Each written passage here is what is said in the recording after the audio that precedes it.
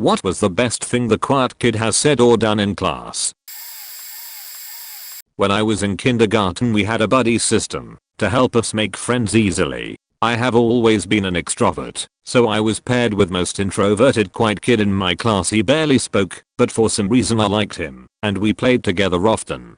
My father got transferred to a different state that year, so I had to go as well. He was pretty sad when I told him, and when I was leaving I gave him a Chinese yuan coin that I used to play with. Story till here is what my parents told me. I have almost no memory of this except for the coin. 7 years later, I was in 6th grade and my dad had just gotten transferred to a different state again. I was short and chubby back then, and I used to get picked on by the class bullies. I expected it to be better when I moved, so I was pretty happy. When I started at my new school it was basically the same thing all over again. Just different bullies doing the same thing. We had lunch breaks out in the open, and during one such lunch break, I tripped while I was walking and bumped into one of my bullies and made him drop his lunch. You guessed it right, they were not happy. They ganged up on me and started shoving me pretty hard. Thankfully the break was over so they stopped and headed back to class. Little did I know they planned to humiliate me in class. They planned to pour water on my pants as I was entering the classroom, and we are gonna spread the rumor that I had peed my pants. When I was about to enter, thought someone came from inside the classroom and stood between me and the bully and took a splash of water to his side. Turns out this guy heard them talk about it and decided to act on it. The guy who got splashed was the same quiet guy from earlier. He didn't know who I was and neither did I at first. I found out later when I saw the yuan with him. He had his mom stitch it to his backpack. World is a small place indeed. Edit. Wow, didn't expect this one to blow up. Thanks everyone who likes it. For those who are calling the story a fake, I'm not sure how I can prove it to you tbh haha, so I'm not gonna try. Edit 2. The coin was a yuan. I have been calling it yen for a long time and it kinda stuck. My apologies. Also I got the coin back when we had to part ways again, when my father got transferred about 3 years after this incident. Edit 3. Wow, thanks for the silver anonymous. Edit 4. Thanks for the other silvers as well. Means a lot to me. My final year of English class in high school. I live in the UK by the way, so I was 16. Was super tight knit. We had running jokes and everyone kinda left everything at the door with regards to cliques and sheet. So at the end of the year the teacher gave out awards, and the quiet kid got the award for saying a grand total of 4 words in the whole 2 years we were there. However, a bit of a follow up from that is that shortly thereafter we dated for a short while, and she was incredibly talkative, which was very strange, because I had only talked to her once or twice in the 5 years of secondary school. So Courtney, if you're out there, say more sheet cause you're pretty cool. Not that anyone asked, but I thought it was funny to add that my award was to Batsy for saying the most inappropriate thing at the most inconvenient time to the most unsuitable person, which was almost the polar opposite of Courtney's. Edit. It was not one specific thing I said, instead it was a string of incidents, some of which involved jokes about kicking puppies, socialism and Macbeth's extramarital affairs with another student's mother.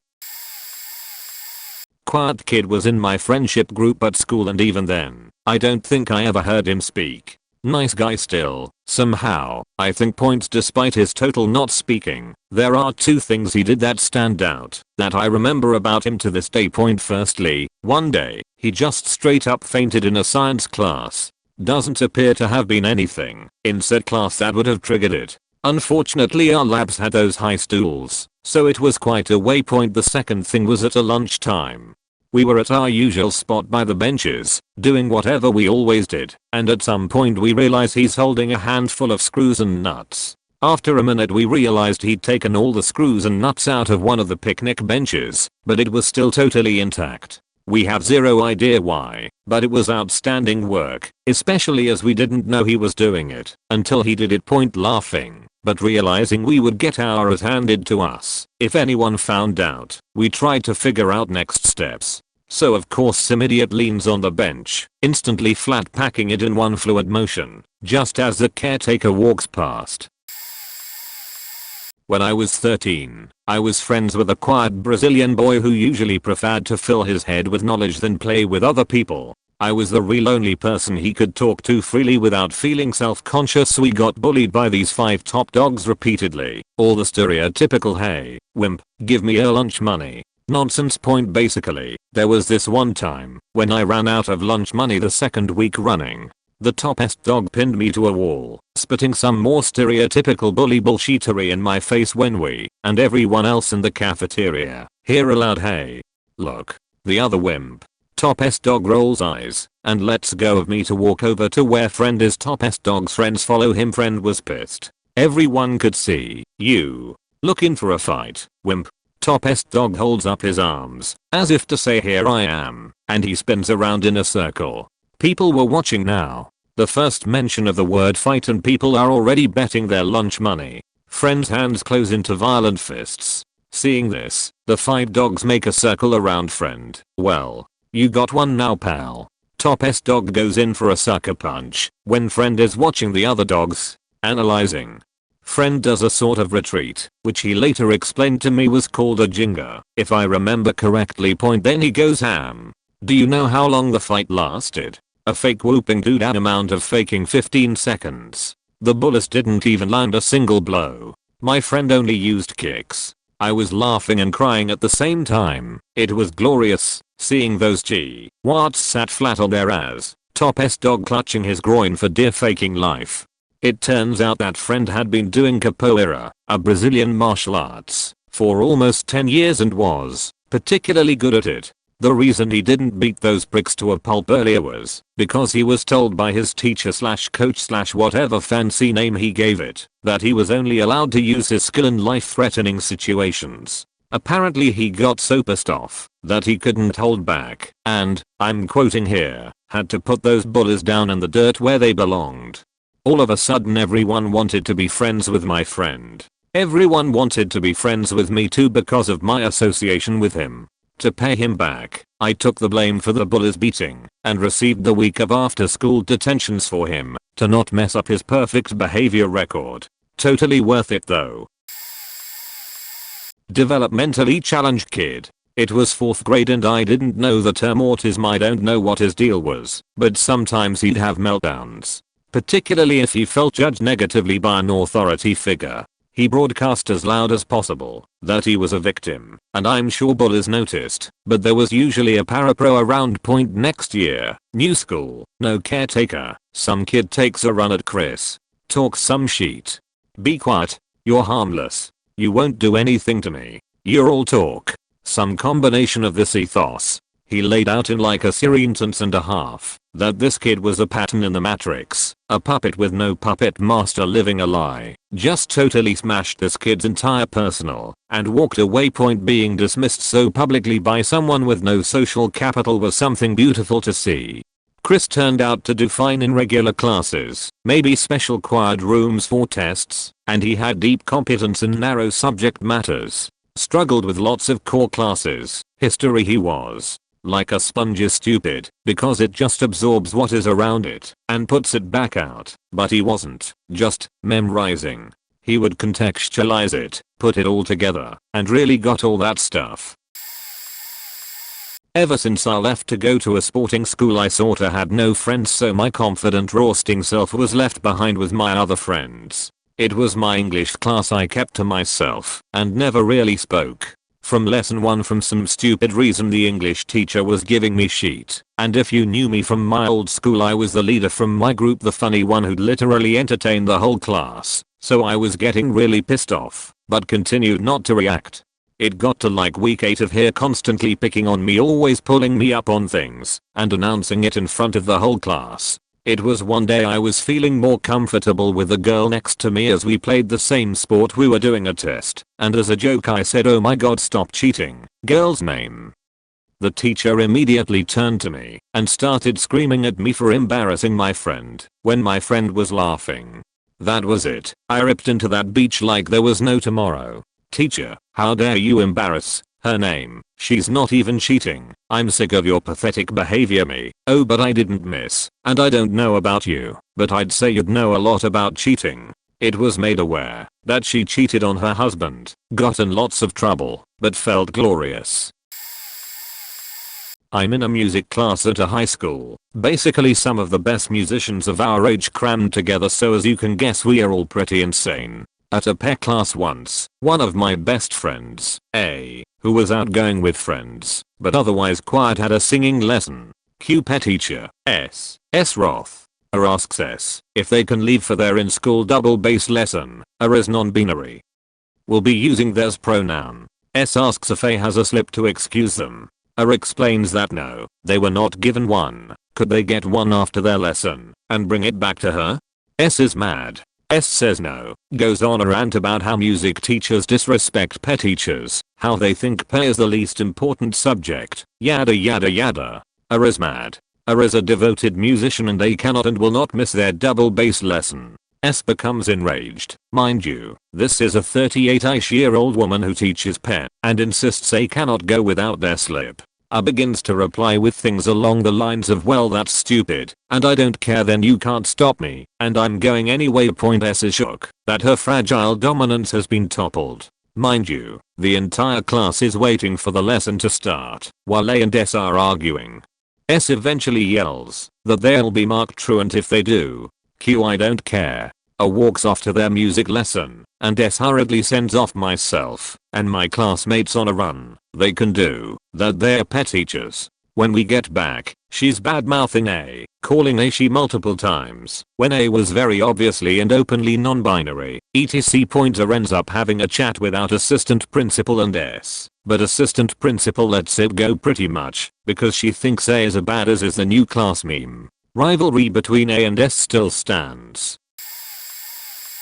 Obligatory first post, phone, failed student of the American education system. Point. When I was in high school, I was the fat kid, but also a social chameleon. We had one kid who everyone called Karate Joe. KJ would just walk from class to class mumbling random karate movie lines. One day I had brought a ton of donuts for my ROTC officer meeting, 0530, and there's KJ doing his thing.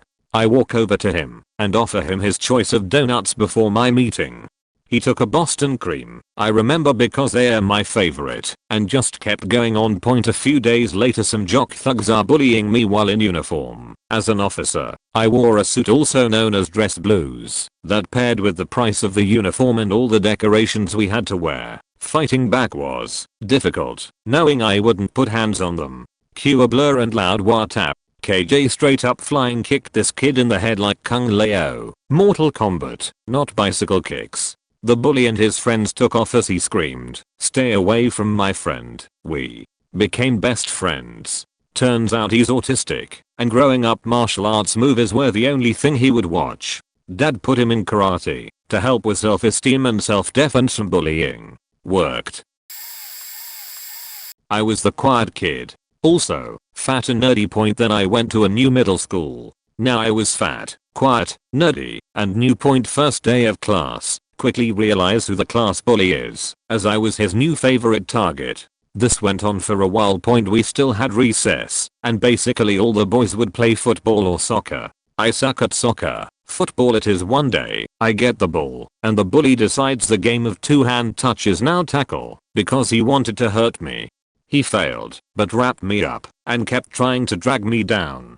He slid down, and ended up pulling down my pants, which gave him some new ammo. Point. Next down, he's quarterback. I walked to the far side of the field, covering no one. I think they thought I was walking off an embarrassment. Hike is called. I ran behind their line, and blindside tackled him at a full sprint. Shoulder to kidneys, with all my might. I wanted to destroy him. Everyone was looking for his pass, so they all clearly saw me do it. They all saw him go flying. They all saw him writhing on the ground, screaming. Everyone froze, because the kid was screaming bloody murder. I picked up his fumble, jogged for a touchdown, and walked back to the line. Point. By that point, teachers had run over, and were asking what happened. Oh, Joe wanted to play tackle instead of two-hand touch. Not a classroom, but a similar situation. We had Billy, a kid with Down syndrome. He was 3 years younger than me, and I coached him at the local baseball park. We had a program where the travel team guys coached and helped with the special league kids on Sundays. When we could point, well, one day we are playing our travel game at another park and Billy and his family came to watch the tournament and support us. It was between innings and Billy was over by our dugout saying hey to the guys he knows. One of the local kids from the opposing park's team was walking by and says something along the lines of faking retard. We'd been there the whole weekend, so I don't know the backstory there, but we were also south of Atlanta, so this wasn't exactly unexpected behavior. Unfortunately, we had this game in hand, so in a no pressure situation we brought him into the dugout to hang with the dudes after this, as Hat showed his true colors. We won handily, and after games you typically go to the outfield or somewhere, and the coach talks to you, win or lose.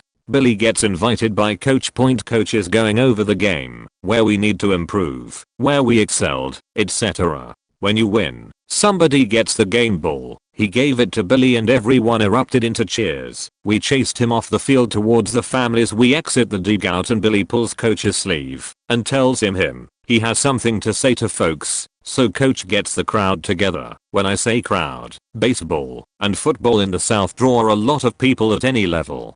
At this point the story about the asshole kid had made it through the stands. It's Little League. The stands and the dugouts are attached so people heard.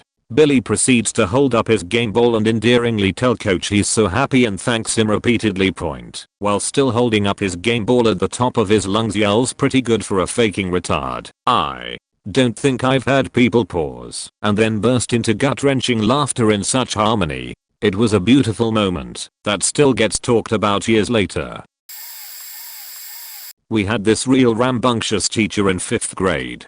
He was, still is, a huge high school basketball scout, so imagine that type of personality. He was an older guy, so he didn't really enjoy backtalk very much. I would know. I served many detentions for it, and would punish accordingly and usually on the spot. We also had one kid who was real quiet, kinda chubby, didn't have too many friends at the time, wore glasses, etc. The deck was stacked against him. Well, this teacher brings the class back inside the classroom after walking us through the school. We were apparently rowdy coming back, because as we sat down he started going in on us, saying how we can't act like that through the school because it reflects on both us and him. The following exchange evolved from their teacher: when you go throughout the halls being loud, it makes you guys look bad, but more importantly it makes me look bad. Quiet kid, you already look bad. The whole classroom erupted in laughter. Sensing he had lost control, he had no choice but to find humor in it as well, and started chuckling. The kid was never punished, and actually grew up to be quite famous. That kid's name? Albert Einstein. Okay, I made that last part up, but the rest happened. I teach at an urban school with an 85% minus 90% black population, but we have a lot of immigrant students as well. One year my 4th period class was brutal.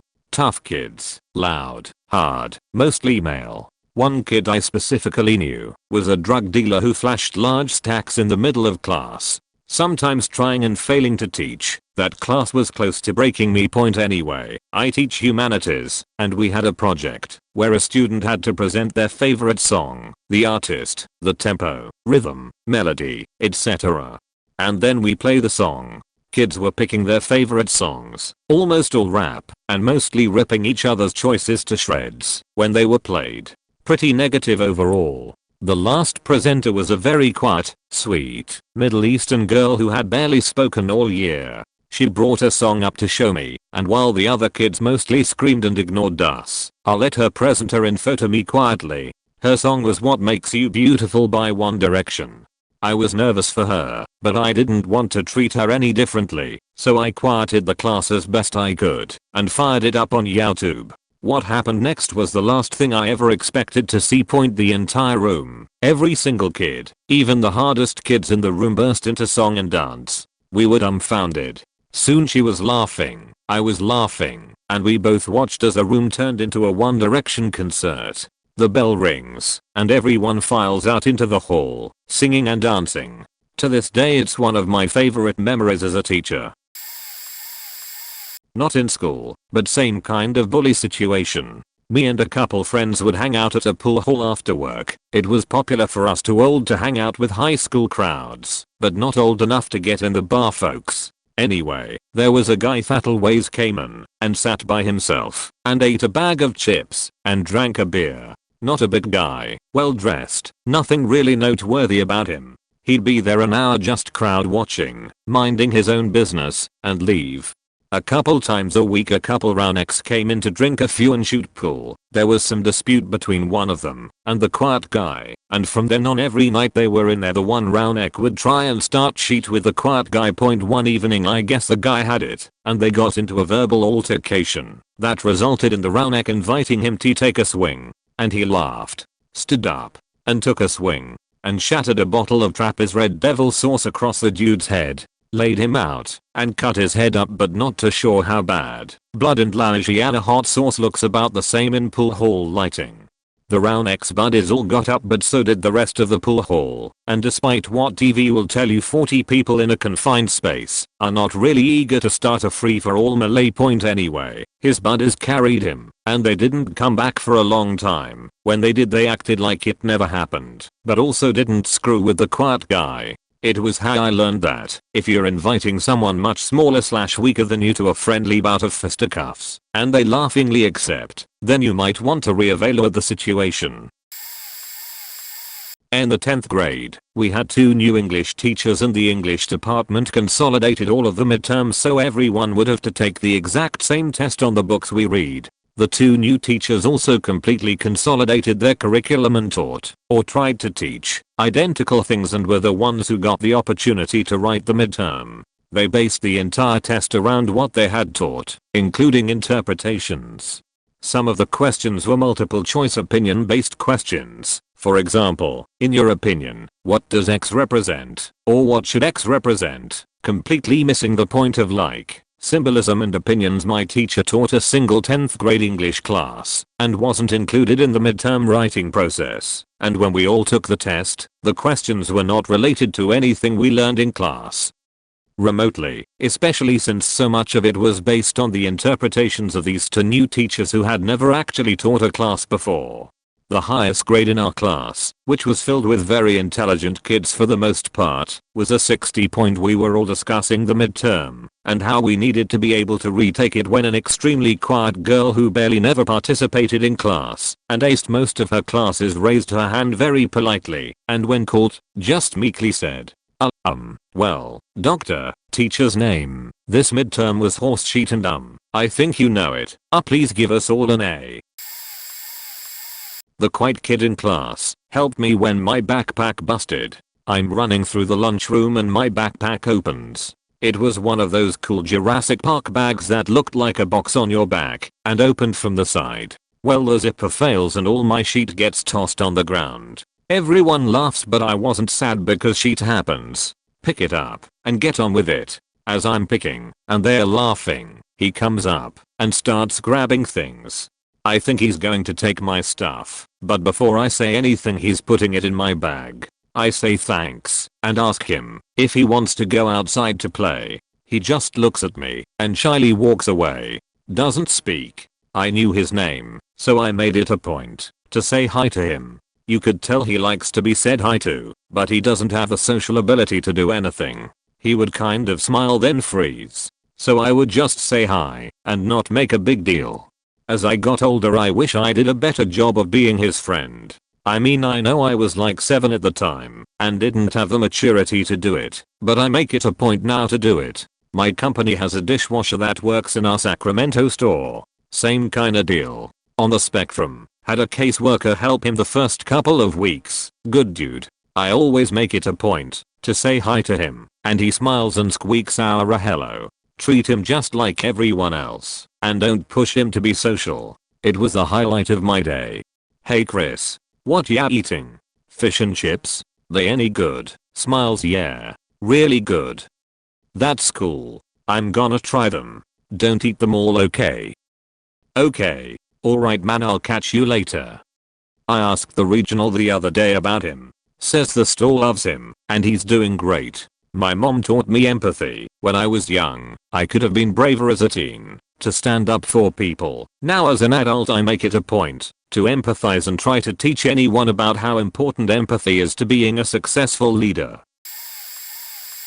So this is crazy. Happened to me in the 8th grade. Backstory, I wasn't a good kid, always in trouble. I did drugs a lot starting off middle school, 6th grade, ended up in rehab by the end of my 8th grade year. So my 8th grade year I was always high in class. Today was no exception. I took Xanax. I was always barred out. Now that I've explained myself, let me explain the quiet kid. His name is T. T is faking out the gate weird. Like hunched over, always scratching in a notebook, never drawing, just scribbling. Always sat with his feet in the chair. Hissed at people in class in the halls. He was weird. He'd screech, he'd scratch, he'd growl. He almost never talked. For my history class he sat next to me every day. We had desks next to each other with chairs that weren't attached. Never past middle school did I get this luxury. I'm a big guy, the chairs being attached was always a pain in my ass. The day this event happened we had to take a test in history and the teacher would hand out these big cardboard folders so we couldn't cheat. So I'm barred out at my desk taking my test and Tyler is sitting next to me as always, hunched over, feet in his chair, scribbling. I'm not paying attention. Then I start to hear him making noises. Like grunts and groans of pain. I didn't care. Weird kid sheet, right? So I keep going with my test, but he keeps getting louder. He finally shifts and puts his foot down, and I see it. He's got his dick in his hand and he's pushing one piece of pencil lead after the other down the whole urethra. I'm mortified at this point. Also on a lot of drugs, so I shove out of my desk, knocking into him, breaking the lead off, and I scream, "Me, dude, are you shoving pencil lead in your dick?" By this time he's screaming as well and doubled over in pain as I had caused him to break off I don't know how many pieces of lead in his dick hole. The whole class is staring, and this kid is huddled at the ground at this point, like crying and clutching his dick. The school officer comes and carries him to the nurse's office. We never see him again. TLDR, quiet kid shoved pencil lead in his dick. I'm so high I freak out and make him break it and alert everyone in class.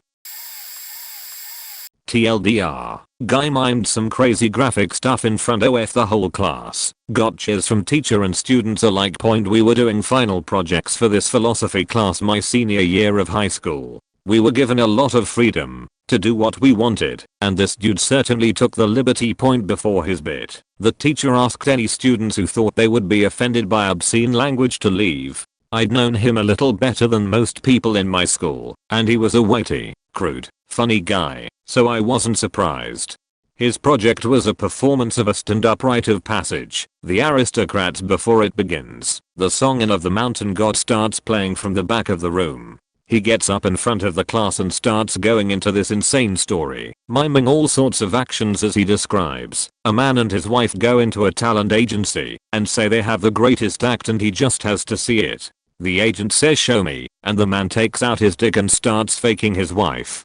Meanwhile, the guy's pelvic thrusting graphically and riding this woman like a bronco, all while the music builds in the background. He said, "And then I take this snake and I start faking her with it," and he mimed shoving a snake right up there. Now if you've forgotten, he is doing this in front of 20 of his classmates in high school. Everyone's faces were priceless. Then he says, "And then and he chopped off the snake's head."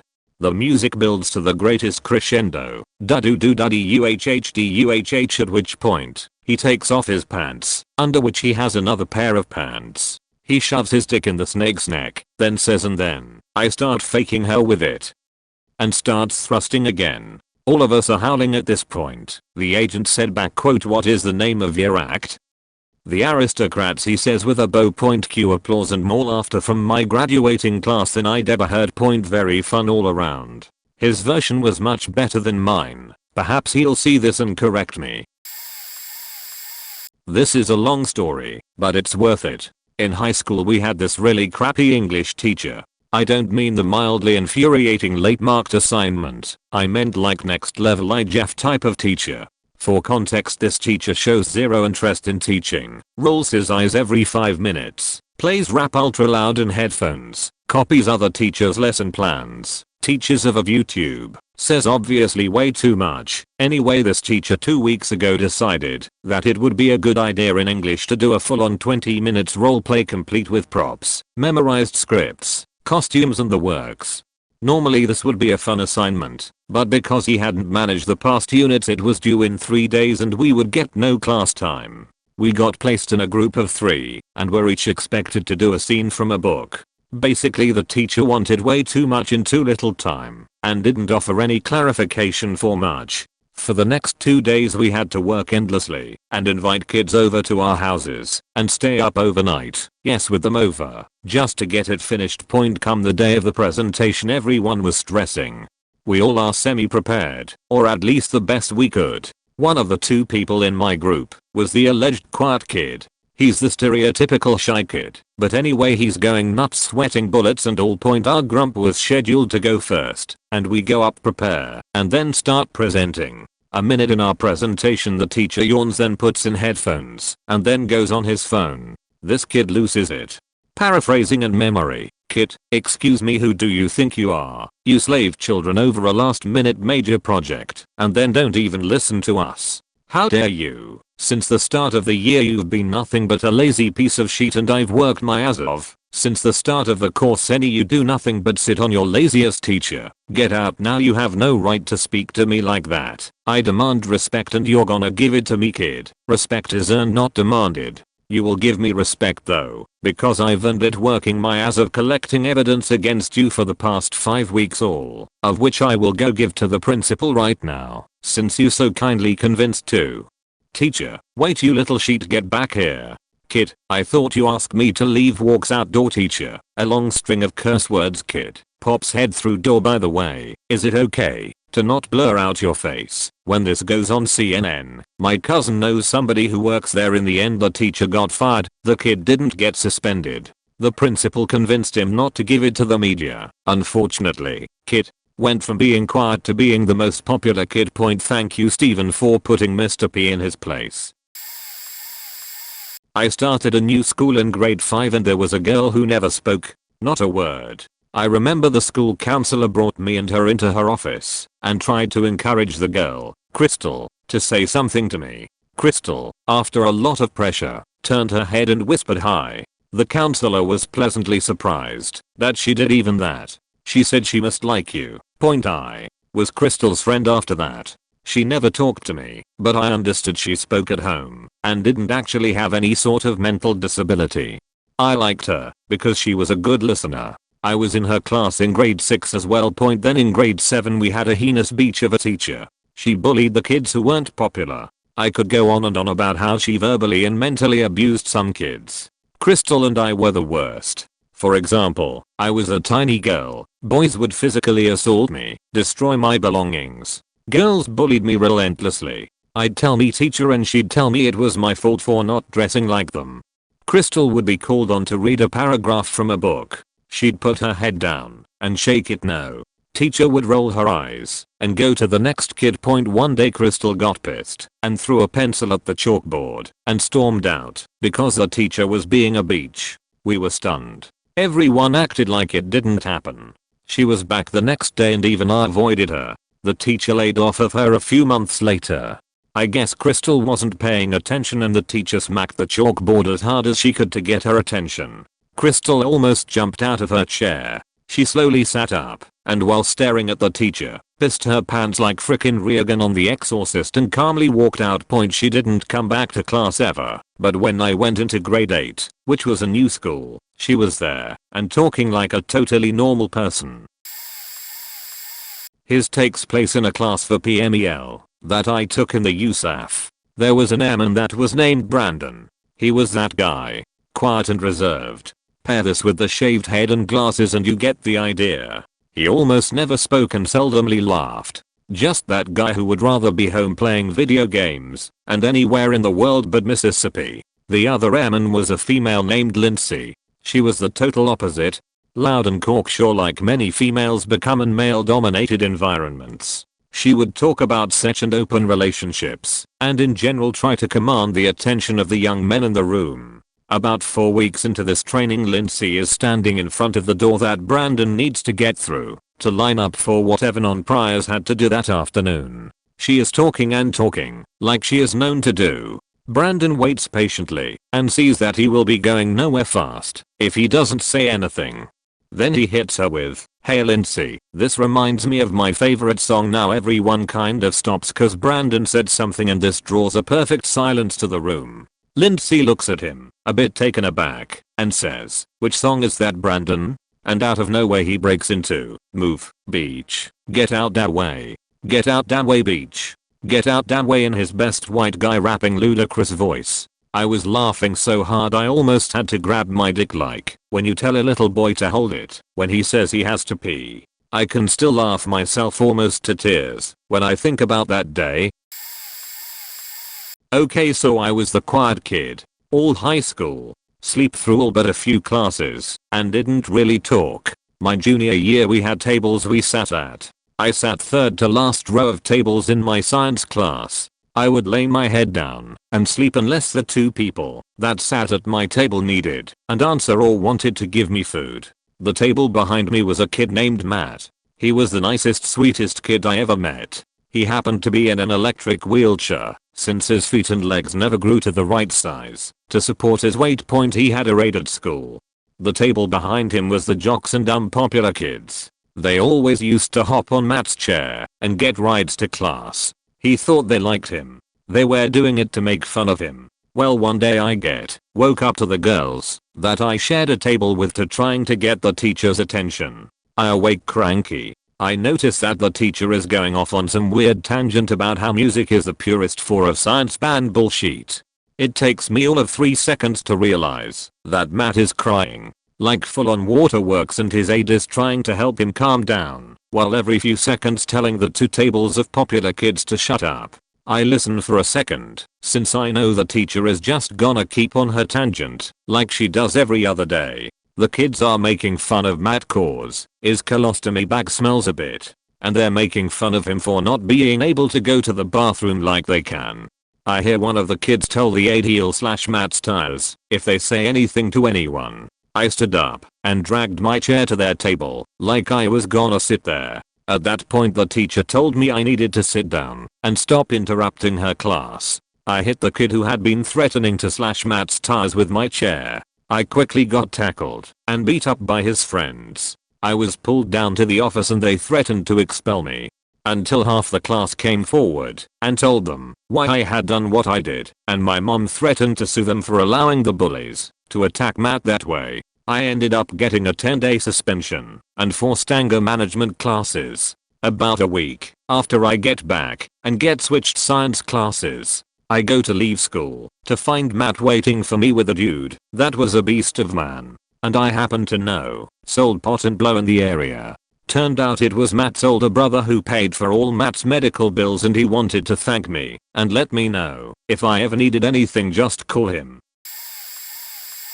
Not class, but a convention I was working. There's a few of us running staff suite where working staff gets food at an Anincon and it's post lunch. The staff and I were resting after the lunch rush and just giving latecomers leftovers. It's pretty quiet, and the husband of the head of staff suite, Matt, is quietly punching out cutouts for some of his future match work. Matt is a quiet man, doesn't say much, but he's pretty gifted in the makerspace.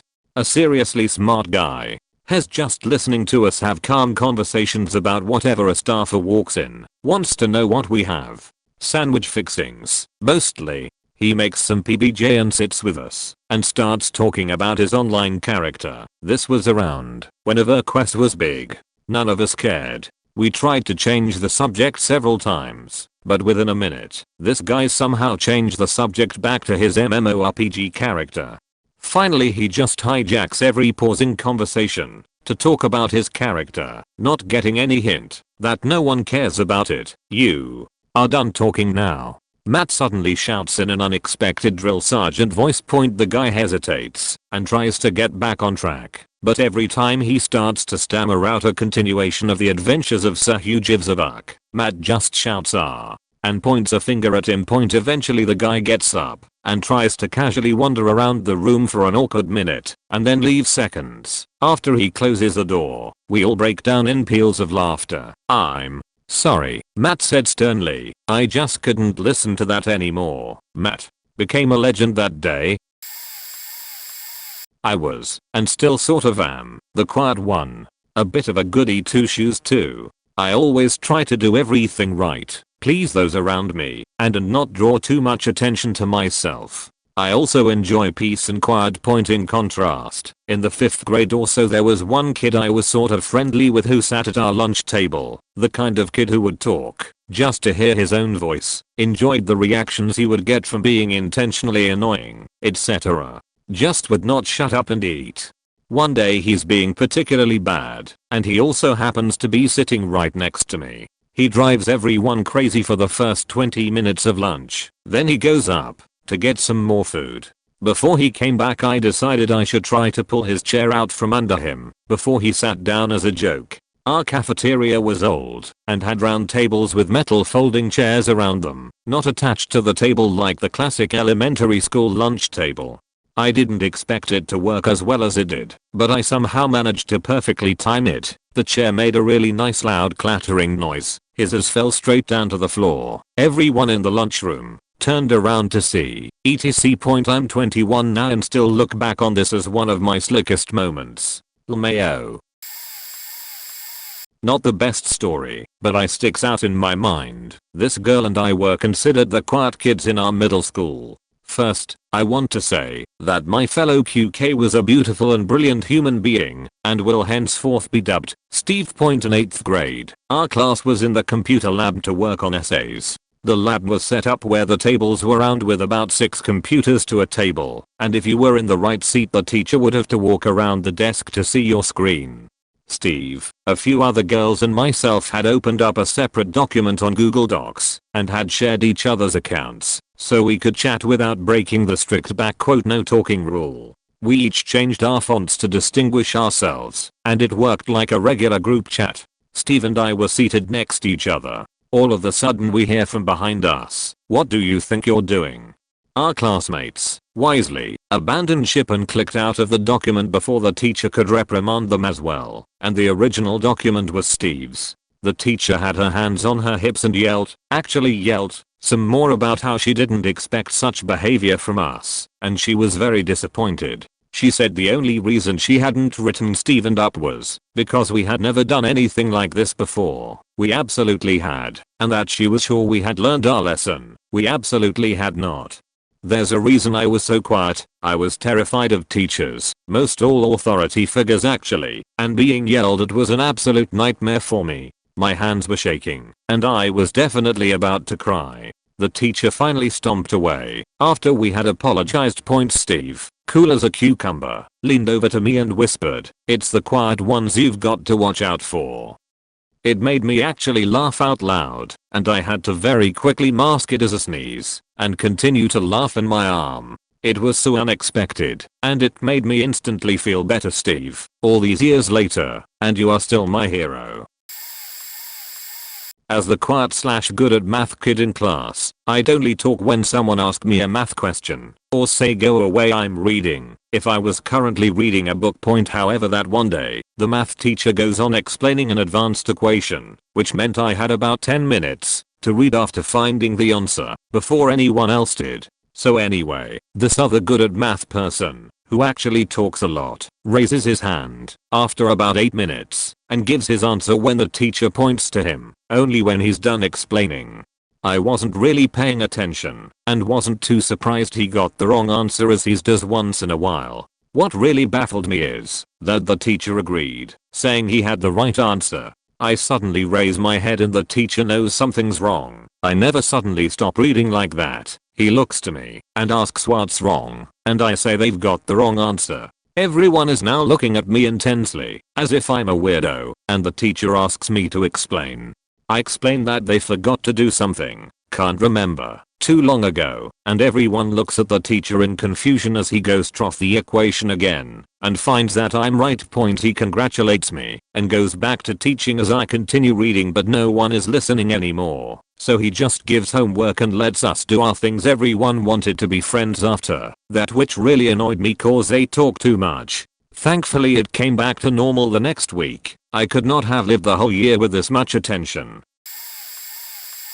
I went to a small boarding school. It was mostly day students, but there were quite a few full-time boarders, but I was only weekly, and they'd always invite new boarders to come in a few days before the autumn term started. For example, if term started on Monday, then they'd arrive on the Friday before, so that they could settle in, and would invite some long-time boarders to help out. I was one that was viewed as a rebel in the boarding house, but because I was there for 7 years, the oldest in the house, and was very close friends with the prefect that represented the boarding house, we practically lived together for 7 years and supported each other through a lot, to the point of, despite the fact we left almost a year ago and are at completely different universities, we still talk a lot and consider each other family.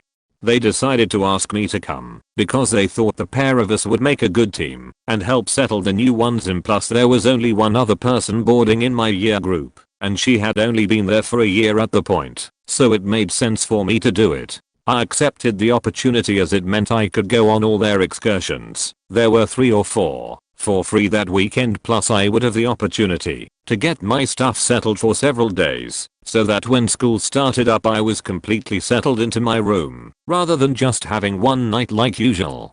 It was great, and I ended up making several new friends who I probably wouldn't have spoke to if it hadn't been for that weekend. Plus most of the other girls helping were good friends of mine. There were maybe 6 or 7 of us helping out by showing them around the school to their bedrooms, and generally just assisting the staff and me, and the prefect knew most of the others extremely well and were friends with them, which made working together very easy and pleasant to begin with, and we worked well as a team.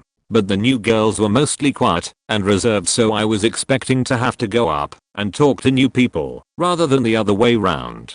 Well, we were painting these photo frames to put pictures of our excursions in, having a laugh with the prefect and several new students the night before school officially started, when I feel a tap on my shoulder and I turn around. This girl, who had seemed one of the quieter ones, said to me, bear in mind English was not her first language, "I don't know who you are. So who are you?"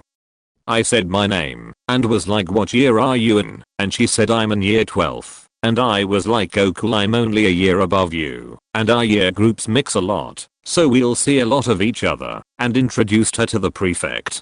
It turns out she thought I was several years younger and also a new student, and was quite embarrassed. She ended up being really funny, sarcastic, and clever, leading to everyone loving her to pieces and her being popular throughout the school. I left at the end of that year for university, and she is now deputy head girl, a rare thing for such a new student. Normally they've been there for at least 3 or 4 years, if not the full 7, whereas she was made it at the end of her first year. So never think that's someone quiet, because they might surprise you and end up being popular.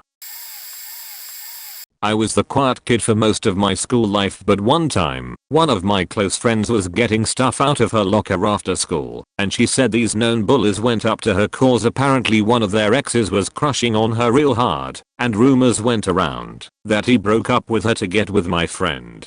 They started yelling at her, and she was also pretty quiet, so she just stood there, mumbling quiet responses and almost started crying. I was coming to meet up with her after school, and luckily I came just in time, cause these crazy girls were ready to literally beat her up cause she wasn't saying anything, which made them angrier. I got real pissed off and yelled at them to get away from her. When they started yelling at me and threatening to fight me, I screamed, "Help! They are beating me up." They were known for getting in trouble for beating kids up and had been on a strike system for this reason. They ran away immediately, looking around at the classroom doors for teachers. One of our favorite teachers came out to check on us, and we told them what happened, and she said she will inform the one girl's on-campus guidance counselor about it. We are still friends to this day, and she's way more confident, and we joke all sometimes about what we would have done then with the confidence we have now. I was the quiet kid, bullied, tortured, shoved in lockers the whole kit, and capital point my junior year of high school this annoying fuck who tortured me all throughout elementary and middle school took my chocolate milk and hid it point my junior year was my growth spurt. I went from 5 feet 2 inches to 5 minutes and 10 seconds over the summer and was lean and mean. Went all state for baseball till I blew my shoulder out later that year. Apparently the chocolate milk was the hill I ended up snapping over. Picked up my lunch tray and swung it like a baseball bat into the side of the kid's head. Repeatedly until he went down point tossed the lunch tray on the floor. Saw my chocolate milk, where he hid it, and calmly sat down to drink it until the teachers showed up and escorted me to the main office. Got 2 weeks out of school suspension, and so did the bully. But I never got faked with too badly from then on out. Point kid was a monster as well. Big mean old bastard who was full on shaving in 11th grade and 230 pounds. Mostly fat. But he wore combat boots and liked to throw batteries at kids in the auditorium and pretend he was the youngest Navy SEAL ever. I should point out this was the early 90s and a rural school, hence the meager punishment. This happened just last February, 1 month before our batch moved up to 11th grade. There was a film project where the class was divided into 4 groups. We had only 4 weeks to film, but due to other projects and the fact that we cannot film off campus, most of us were short on time and was incomplete, or in one group's case hadn't done sheet point. When our teacher confronted us on the supposed say of submission, of course she got pissed, flipped us all off, and even called us idiots, and saying that if she does not get a USB drive containing the respective group's films once her period ends, it's over. No more submissions will be accepted. One girl, who was the leader of my group, and for some reason was snickering, asked if we can have an extension right as our teacher was walking out the door. Our teacher said she'd extended until dismissal, which was 5 hours away. The quiet kid, who speaks English more than the native language, rushed to the teacher's room during recess, which coincidentally was after the class, and talked to her. They were talking right outside it, and I passed by them, and I saw the kid crying. Later on it was announced that our teacher gave us an extension. I've forgotten how long it was, but it was enough for us to finish the film. In the end everyone in my batch except for 2 who had problems with grades moved up. Side note, I wasn't even offended that she flipped us off and was actually in, or that she did it, because there were many other instances where we pissed her off before in previous quarters. And it's not every day that you see a teacher doing that in a Catholic school. And if you are wondering, no, she's not hated, she's actually quite loved by many students, and I especially love when she tells our class stories. I was the quiet kid and this wasn't done in class. Maybe this counts, maybe not. I moved away from Memphis, my hometown, about halfway through the 7th grade. I had trouble adjusting. I was a little too weird for the small country town where I ended up. There was this kid in the same grade as me that just got his jollies by giving me a hard time. We lived in the same neighborhood. We rode the same bus and even had a few classes together. He was a total prick and I couldn't get away from him. I'll remember 3 things about him forever: his name, the horrible shit he said and did to me, and how much he loved the game of basketball. He wore jerseys of his favorite players and was always reading the how-to basketball guides written for kids by professionals. One afternoon, after a couple of years of just letting this as run his mouth, he and I ended up being the only 2 guys on a court at the YMCA near our school. So it became a gentleman's game. 10 baskets and stay inside the 3-point line. Fair enough for 2 kids. So I was born and raised in Memphis, Tennessee. As kids, my brother and I played ball. That's all we did during the summer, and then 2 of us, and nearly all of our friends played for local leagues in season. Youth basketball was an enormous part of our lives before we moved. So here we are a few years later, and this guy is certain he can humiliate me. Now I was never going to be an athlete and I could stand to be a little more active these days, but on that particular afternoon I was in better shape than my opponent and it showed. I lit this dude up. 10-3. This was maybe my freshman year of high school. Never heard another word from him. That's the day I learned that actions speak louder than words, and it couldn't have been at the expense of a more deserving person. Mine's a little different, but I so rarely get a chance to tell this story, so fuck it. I attended a Japanese language immersion camp in high school. Most of the kids were actually really cool, but there were of course a couple weebs who only wore anime shirts and whatever, but that was to be expected. There was this one kid who had long greasy hair and always wore black saggy pants, but he never said a word and didn't seem interested in making friends. We were all kind of weird at that camp. To begin with, there's a certain baseline of social awkwardness you have to meet to actually spend weeks in the middle of nowhere with the sole purpose of learning Japanese, so I'm not sure why he would be intimidated, but maybe he was. I'm not sure. Last night of camp, we had a talent show. Everyone sang or danced or told jokes or whatever. It was fun and lighthearted. It's about halfway through the show when the kid steps on stage. We're all a little surprised that he volunteered because he hadn't really been friendly or anything during the weeks we were there. He announces he's going to perform an original song. Cool. So we all shut up and he takes a deep breath. The air is silent. And then he starts screaming. I think, looking back, that he was trying to emulate screamo music. But the noises he was making were not even close to human speech. It was just very deep screaming, like a zombie screech, or maybe a dying bear. Try and make the absolute lowest noise you can make. Now, do that for 3 minutes. That's what he does. There is no music. There is no beat. There is only screaming. To everyone's credit, we all kept quiet, because it was clearly important to this kid and no one wanted to be mean. But it was so hard. My friend genuinely fell off her chair because she was trying so hard not to laugh out loud. Tears were streaming down people's faces. Counselors had to leave the room. It was one of the most insane things I have ever witnessed, but everyone was completely silent. At the end, he just bowed and got off the stage. I think it took another 5 minutes for the next person to actually start performing because everyone was just in a daze. It was absolutely surreal. I was anxious growing up, and I guess you could say I was quiet during class discussion, but I was friends with the majority of my classmates. The backstory justifies my actions. This happened in grade 9. My classmate Colin was kind, a little heavier, and wasn't the most attractive. His dad was a doctor, so he was well off. He started bringing bags of candy from the dollar store to eat in class after a month of school. The bags were crinkly, so everyone would obviously notice and suck up to him for some. The teachers would say share or put it away. He would share with everyone but me and told them all day not to share with me. The teacher never could do anything cause it was always gone in a matter of minutes, but my friends would always grab extra and give it to me anyway. I was always nice to him, even after he kept saying I couldn't have any, but since he started bringing in the candy he singled me out for whatever reason.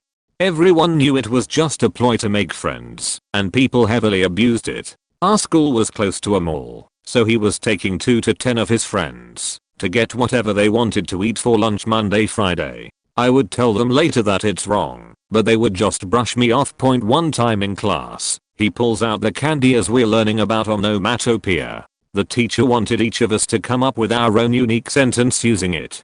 I think it was because I was hungry and sick of Colin being an asshole at this point. I actually asked him for some, and he said something really snotty, so I said go eat your candy with all of your friends. Lots of people giggled, not sure if it was just all the sugar, but the teacher told us to get back to the lesson. After a few minutes it was my turn to say my onomatopoeia sentence, so I was still kind of sour about earlier, and said bing bang boom Colin's in the room. The whole class and even the teacher burst out laughing. Colin just sat there shocked, and his whole body was red. After a minute of laughing and it not dying down, he left the class and didn't come back. The teacher tried to get after me because Colin went and complained to her, but I said he was singling me out for months and today was the only day I've ever said anything mean to him. She agreed. Lol. Fast forward to high school. Colin notices me in the halls as I'm going to my next class and starts calling me names repeatedly. The voice sounded familiar, so I look in the direction of the voice and we locked eyes. He proceeds to glare then give me the finger. One day he actually body checked me into a locker. I'm a tall girl, so I have no issue standing up for myself. So I said, hey beach boy, if you wanna be an ass, you're gonna get beat. He just repeated with calling me a beach, but never assaulted me again. I told him I'd tell the principal he was bullying me and get him kicked off the football team because me and my friends would record him as I would walk to class. We never. His eye widened and he never said a word to me again. He continued to glare and give me the finger. I'd smile and wave point TLDR. Chubby rich kid would bring candy to class and share W/everyone but me and let 2 to 10 people a day use him to buy food at lunch. After months of exclusion and mistreatment, during an onomatopoeia lesson, he did the candy stunt and wouldn't share. My turn came up to say my onomatopoeia sentence and said bing bang boom Collins in the room. The entire class and teacher laughed for minutes. In junior high I had to take an art class as an elective. 100% hated it as I don't have artistic abilities and would become extremely obsessive if a drawing didn't turn out the way I was imagining it. I wasn't meeting deadlines for assignments. The teacher was ready to fail me. I sat with Annie, a shy petite girl who could whip out the most gorgeous drawings in the blink of an eye. She was talented. I mean, wow. Whenever she would talk, which was rare, it was at a whisper level. It was only the two of us at a table and I would always talk her ear off. She'd just draw and listen. Anyway, the teacher came over to our table and basically told me he was going to fail me because I wasn't showing progress and I was not able to complete the assignments on time. During this, Annie was drawing and keeping her head down, but she pushed her chair back, looked him in the eyes, and tells him he will do no such thing. She stood up for me and told him that she was seeing how I was trying, but I needed more time, that I couldn't be rushed, and that art was just not my forte.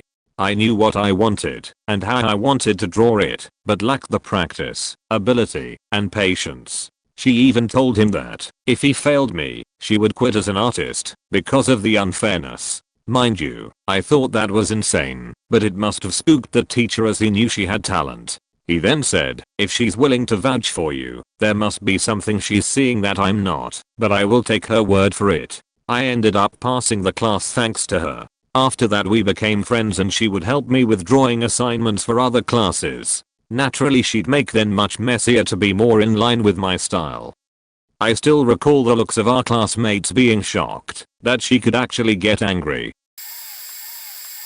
I was quiet kid in the school times, and we had a lot of bullies in school. I didn't really retaliated that much, but few times they stepped over the line and there were bad precedents, 2 of them. I remember very clearly. One kid in my class were kind and friendly one-on-one, but whenever his friends were around he was absolute as whole. One day in class he and his friend were sitting behind me. Our desks have place for 2 students.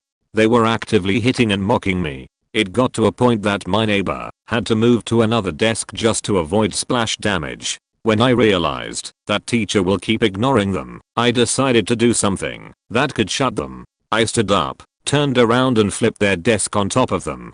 Teacher was shocked. Class went silent for a moment. They got few bruises and kept complaining that I'm crazy idiot and should be sent into asylum.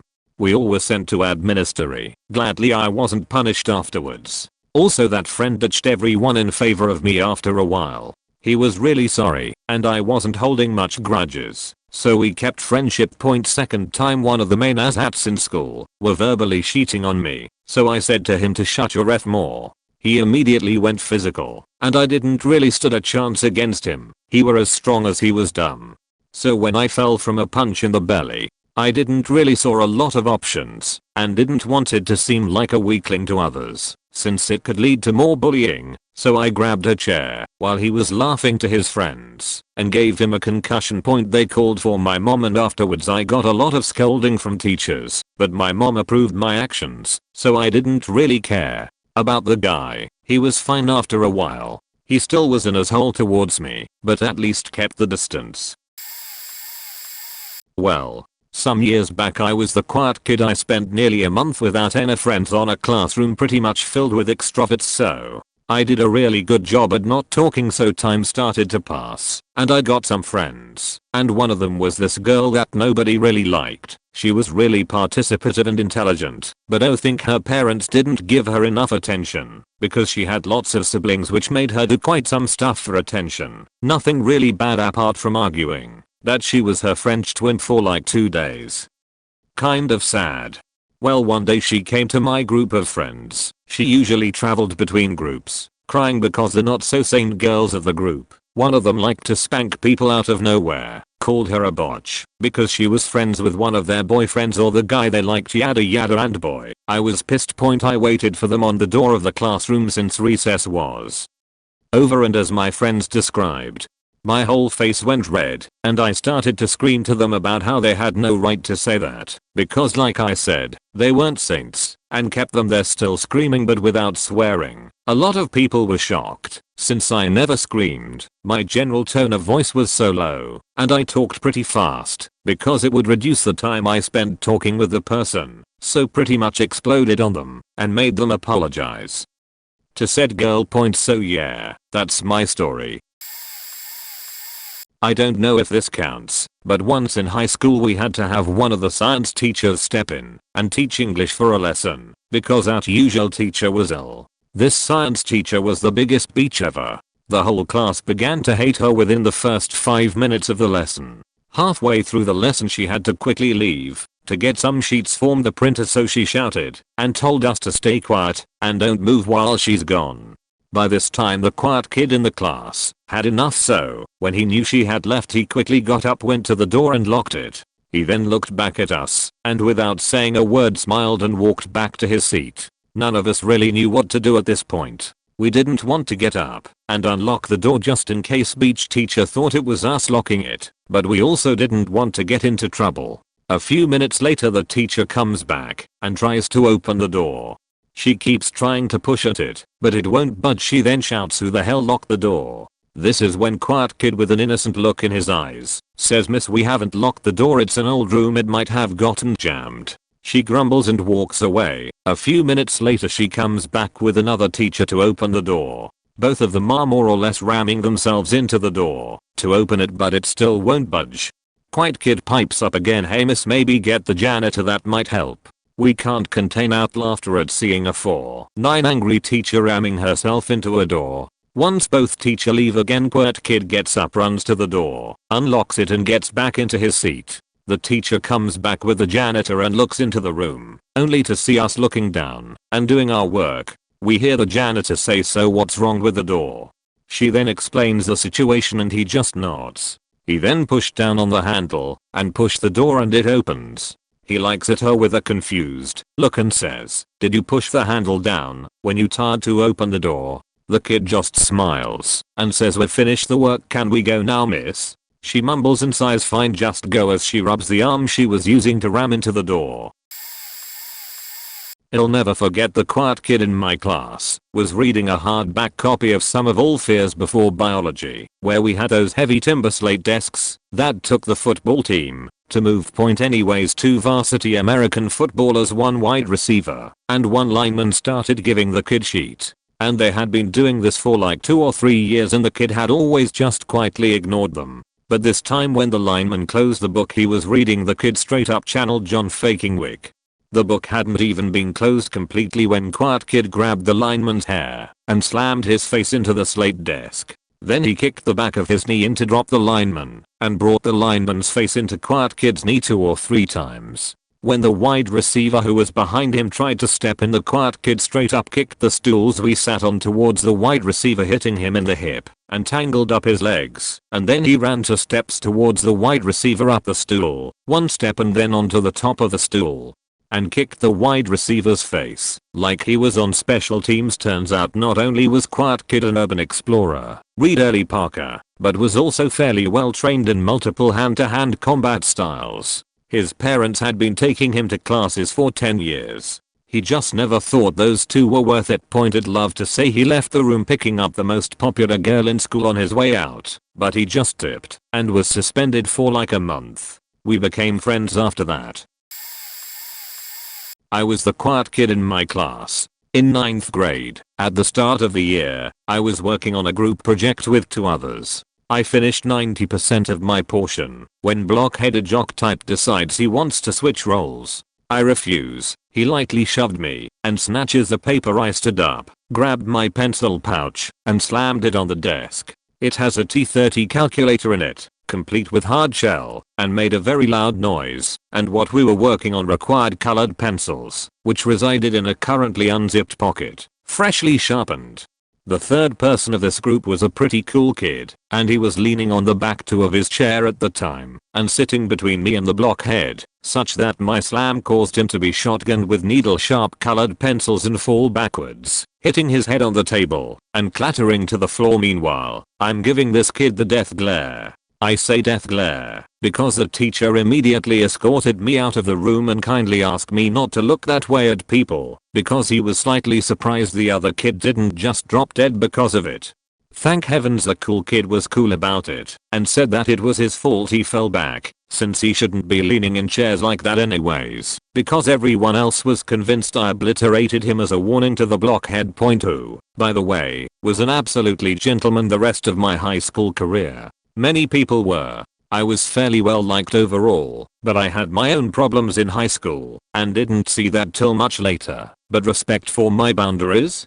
Born of a healthy fear for the rest of my high school career, I would still occasionally be approached. The incident. Someone else, another pretty cool kid, took it upon himself to engrave the events into myth, complete with a gradual exaggeration, until, in the final weeks of high school, it was said that I smote the kid from earth, knocked the cool kid flat when he saw my flaming eyes, and then brought the blockhead back in a rare act of mercy after the teacher bargained for his life.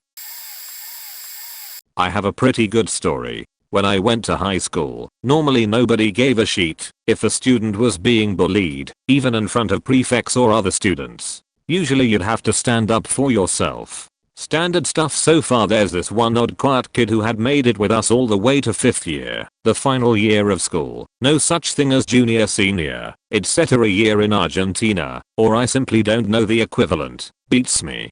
Tall, emaciated, kept to himself, but he was chill. Never messed with anybody. A scheduled set. Shed class rolls around after the bell rings. Quiet kid spent the entirety of recess being pushed around by this one guy whom we've always referred to as Dickhead. Yes, seriously, probably because his head really resembled a human glands, but it was mostly just an affectionate nickname. Also a cool dude, kind of the class's clown, always did some stupid shit that made us laugh. Somebody brings up a rumor that every time you masturbate, you basically end up killing a baby, as the sperm is incapable of fertilizing an egg outside of the female body. After a few moments, quiet kid speaks up. Dickhead must be a serial killer. If that's the case, I haven't laughed that hard in years, and I highly doubt I will ever be able to modulate my voice in such a way that allows me to create that degree of wails of utter amusement a second time. Classmates could definitely agree with that sentiment. It was a dumb joke, but we were dumb teenagers, so obviously it made us laugh. One of the best moments I lived in high school. We had a theater class I attended way back in middle school, and there was this girl that didn't really ever talk. It surprised me that she was even in theater, cause she didn't do much other than watch point for our final. We had to perform some kind of skit in front of the class. I forget what I did. I think it might have been part of the musical we were practicing. But this shy girl goes up, and she recited this scene from Caroline. Already you know it gets faked up, and she plays the part of the mother, the part where she screams and shit. It got really awkward, especially given how she didn't tell anyone what the fuck was reciting. She just went full in. At some point she pulled her sleeves up, and she showed her cutting marks and stuff. But it doesn't stop there. She joins the musical I was gonna perform in. Starts getting really touchy with me and stuff. I tell her to stop cause I've got a girlfriend, and I'm not interested. She asks for a pencil one day, comes back the next to tell me she masturbated with it, because it had my oils on it. Told me she rubbed my oils in her fresh cuts, so I could be a part of her. I don't know what happened to her past high school, and I'd rather not know. Kid named Milo who is very shy. He has great grades, and always listens and obeys but rarely talks. His silence probably comes from the torture that he had to go through growing up with stoned out drug dealers and thugs, but he has always refused to talk about it again, after he told me originally. Anyways, I was walking in the hall, and noticed Milo running in the halls, which is so against his usual act. He was talking to people and socializing too. I went to go talk to him because I was so happy for him being excited and breaking out of his shell. Conversation went like Milo, what's up, me, hey man what's going on, Milo, I don't know why, but I've been very happy me I saw a pill in his mouth and realized today was gonna be a disaster at class. He was very talkative. The teacher was about to play a video on the Revolutionary War and an ad popped up. It happened to be one of those stupid condom ad, and the teacher had stepped away from her computer to handle soap papers. Everyone in class was laughing quietly. Then Milo shouts, so I'ma need that tonight. Got me some big titty beaches today. He got in big trouble and was suspended for being high in class and causing a commotion. Okay, so super quiet guy moved to my school junior year. He was really tall, 6 feet 6 inches, really thin and lanky, wore baggy skater clothes. No skaters really at my school. Rarely talks, and over junior year he starts looking taller and he starts wearing seemingly baggier clothes. Enter senior year. It's football season, so pep rallies. At one pep rally they call down a football player, a tubby confident guy, and the quiet skater dude. The cheerleaders have concocted a game where they get the participants to show off their biggest muscle.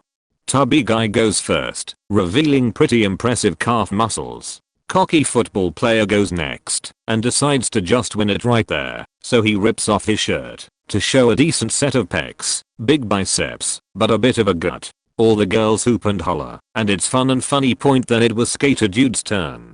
He looks over at the still shirtless football player and says into the mic being held by the cheerleader, "Okay," with a smirking nod. He whips off his shirt to reveal the most chiseled masculine form I have ever seen. Due to his height it appeared he had like 14 fucking abs. I swear I could see the muscle fibers in his triceps from the bleachers. It put the statue of David to shame. Point the crowd goes noticeably silent for a few seconds, then erupts with cheers from everyone. Girls, guys, teachers. Hell, even shirtless football player loved it. Turns out he did get a little taller, cause he started working out and countering his slouch. And he wore bigger baggier clothes to keep his same style just on a larger body. Point TLDR tall, skinny quiet new kid secretly buffs up over a year and reveals his perfect masculine form at pep rally to school-wide shock and awe. My husband was the quiet kid. He has selective mutism, and since he moved schools all of the time, people always tried talking to him. He never did for multiple reasons.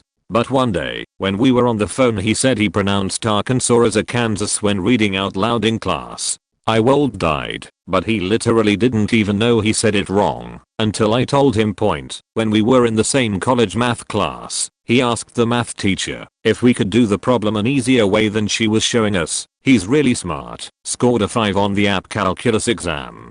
He then proceeded to explain it to her. I didn't understand anything, but she seemed taken aback that he seemed to figure that out. And everyone was completely silent because he had never talked to anyone besides me. He also communicated through me, and he had never raised his hand. Point. And if you're wondering how he started talking to me, we were in a RLDR for 2.5 years. It took me forever to get him to talk to me on the phone, even longer to Skype me. But he's totally comfortable with me now, and I'm the only one he's comfortable with since he moved away from his family. Selective mutism can be really sad, and I'm sure a lot of the quiet kids suffer, and maybe still suffer, from it. Back in high school, I was the quiet kid. I was, and still am, really into history and social science. So naturally, those other courses I took. Point well, the majority of the other smart kids in my school took the sciences, biology, chemical, physics, ECT, leaving said history courses populated with everyone else, meaning a mix of the underachieves, druggies, and all around dumbass. Well, one day, our teacher assigned us a debate, splitting the class into 2 teams.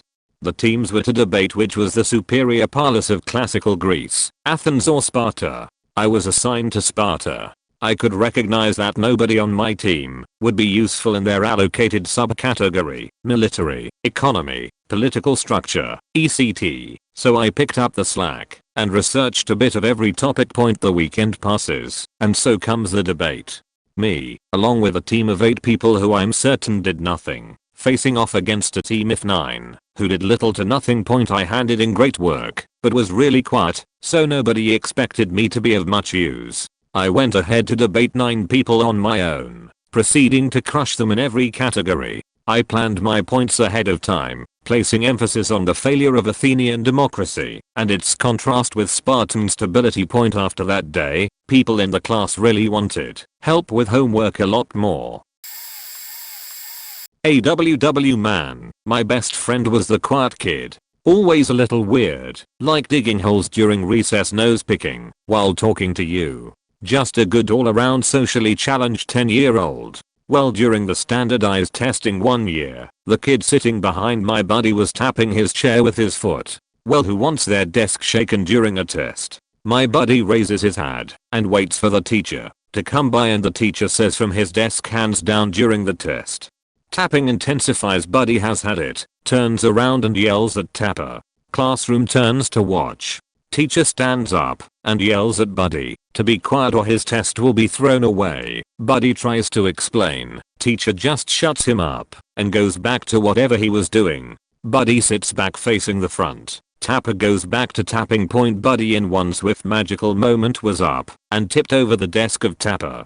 Liked poured him out a pot of tea, then heaves the empty desk at the teacher's desk, and then he just started crying uncontrollably. I, like the rest of the class and teacher and Tapper, were all in a state of shock that this quiet, slightly chubby kid could throw a desk a good 10 feet. Teacher recovered first and walked Buddy out to probably the nurse's office, but I don't really remember anything other than the Tapper kid asking if my buddy was going to beat him up and the class laughing at the teacher's reaction. This kid wasn't as quiet as some of the kids people have told stories of, but nonetheless the story is great. So this kid hardly talked to anyone, always sat on his tablet and played like faking survival craft or something. So we are in gym one day doing the pacer test, and because of the size of the gym we do it into groups. So I was in the first group, so we run our whole thing and then go off to the side to sit and cool down. This kid had left to go run and then quit like 10 laps in, so he comes back. Well, his spot was taken by another kid, so I just happened to look over and hear, "Get out of my spot, you left. Plus there's a lot of other spots. Just go sit there, but this is my spot and I don't care." Well, that didn't sit well with him, and since the kid who had taken his spot had his legs spread because it's hot and he's trying to cool off, the quiet kid faking heel stomps this guy's balls like 4 times. Now first off, shout out to the guy getting his balls crushed because he acted like a man, but I was like, RIP his kids. Coach comes over and sends this kid out of class, and he didn't get suspended. To this day me and my friends still think it's because admin thinks he would have shot up the school, which is why they didn't suspend or expel him. That was a few years ago now. He ended up leaving about a year or so later. Our quiet kid was low-key brilliant and came from a family of just exceptionally smart people. When QK's brother was being ridiculed by one of the bullies during assembly while getting an award for being insane intelligent, our QK became a faking assassin. Bit of background: the high school bully was a mental size 6, 3 or 4 and just built with those scary eyes and everything. You kept a low profile around him. Our teachers even kept their distance a bit. Our QK on the other hand was below average height, slight build, etc. So QK's brother is copying it whilst on stage and Noon is doing anything. Some teachers are doing the whole James, now that's enough, but he's not stopping. QK's brother is obviously getting upset, and then QK leaps into it. He's 3 aisles in front of the bully and straight in front of him, and suddenly he's leaped those aisles to go the bully. Sword over my head and headbutts the bully square in the face. QK barely flinches after the impact and rips the bully's jumper in front of his face and works shots into the bully's gut. Bully lands a lucky blind hit and sends the kid back, and he just shakes it off like nothing happened. This is in the assembly, by the way. Teachers, chairs, and kids everywhere, and everyone has just parted for this brawl. QK comes straight at him again. The bully has his shirt back down, and this kid lands the most perfect "This is Sparta." This is in the early 2000s before the movie 2. Front kick in his chest and the bully is sent reeling. The bully starts whimpering, "Why won't anyone do anything?" And then it was all over. The bully kinda just became James after that, and the QK still didn't say much after either. RQK became known as the kid who vanquished the bully, and when he returned from his suspension he was cheered when he came in the morning's assembly and he smiled. First time anyone saw it happen, and that was it.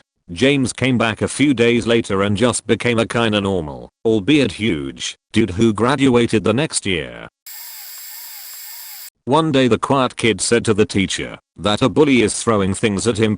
Teacher said then hit him back. So he hit him back. Hard. Knocked the shitty kid out cold. Did I mention the quiet kid was basically a gentle giant? Huge dude with a heart of gold.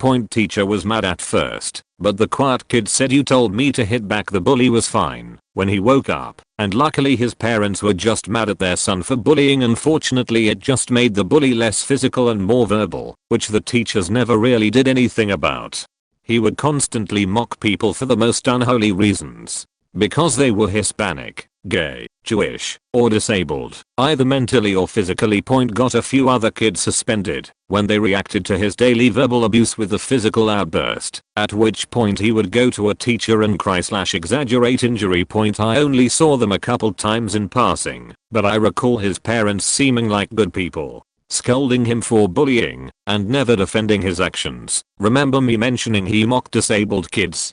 Well, guess whose sister was in a wheelchair that he made fun of? The gentle giant, who by this time of his senior year had a lot of friends now, was very much well liked. When bully started making fun of his paraplegic sister, the tone shifted dramatically. He wasn't just an annoying bully anymore. He was seen as an unholy abomination who dared walk among men. A few days later bully was riding his bike and got hit by a car, which also backed over his legs. Dunno if it was on purpose or accident, but supposedly the car just drove off.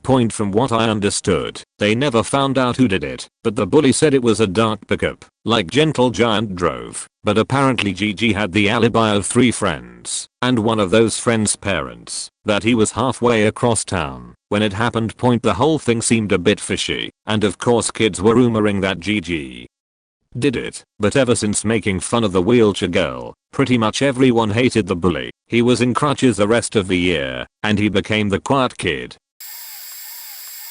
Not as good of a story as some of the others, but I'll give it a go. It wasn't very mature, but it was the 9th grade, so what ya gonna do? This kid in my class was basically a real proper ass jerk to anyone who wasn't traditionally normal. Me and this other kid were often the victim cause we were the only ones in that class who were very obviously different metalheads, and we looked it. This other metalhead was always really quiet in class, however could be quite loud when surrounded by the other metalheads in schools, so basically when he was more in his element. So this one class the quiet metalhead and the jerk were for some reason sitting next to each other, and the jerk was really taking advantage of that fact. I mean, he was piling it on him. Just kept on ripping into the quiet metalhead's outfit, music, hair, you name it. He made fun of it. After a good while the metalhead, without any other warning, stabbed the dude with a pen. Of course the jerk immediately tried to play the victim with the teacher, but the teacher wasn't buying any of it, knowing what the dude was like. Jerk had the ink spot for as long as I can remember, at least for the remainder of high school. TLDR, jerk kept ripping into metalhead relentlessly. One class, metalhead stabbed him with a pen. Teacher didn't give a shit. Ink spot remained for years, at least. Didn't see him again after high school, so I don't know if it's still there, but I feel like it is. A friend of mine was the quiet kid. Well, one day during freshman year of high school, quiet friend gets bored. We had gone to work in our school's computer lab that day and we were lazily doing work when he grabs my attention and shows me the screen. He'd downloaded some sort of program off of the Google Chrome store that made all CS a B, and he downloaded another that made all BS a. For example, he googled Bakersfield, California, and the screen showed Bakersfield, California. We proceeded to spend the rest of the class period laughing our butts off at the sheer silliness of the joke, and then left. The next day, our class is addressed personally by the principal. They had done some detective work and somehow figured out that the program had to have been downloaded by someone in our class. Now, by this point pretty much our entire grade had heard of his ridiculous prank and knew it was him. It was a struggle not to laugh when we were being treated as if we were murder suspects. On top of all that, our principal blew it way out of proportion. She went into how this was disrespectful and inappropriate, and how we wasted the it guy's time because he had to figure out how to delete the virus. At this point, quiet friend leans over to me and says, I got it for free from the Chrome store. It probably took him all of 2 minutes to turn off. We spent the next few weeks referring to him as our high school's very own hacker man. It was really just so silly to watch it blow up like that, and nice to know that no one ever ratted him out. Now, this requires some context. I'm in a program for people with Asperger's syndrome at my school. It's not a special ed facility, exactly, just for students with a mild case of autism who need some accommodation. There's this one kid in the program. He's this short, kinda stocky kid with thick rimmed glasses and large puffy curly hair. Let's call him Sam. Now, I've known Sam since middle school, and, if you see him in class, he'll usually be pretty reserved.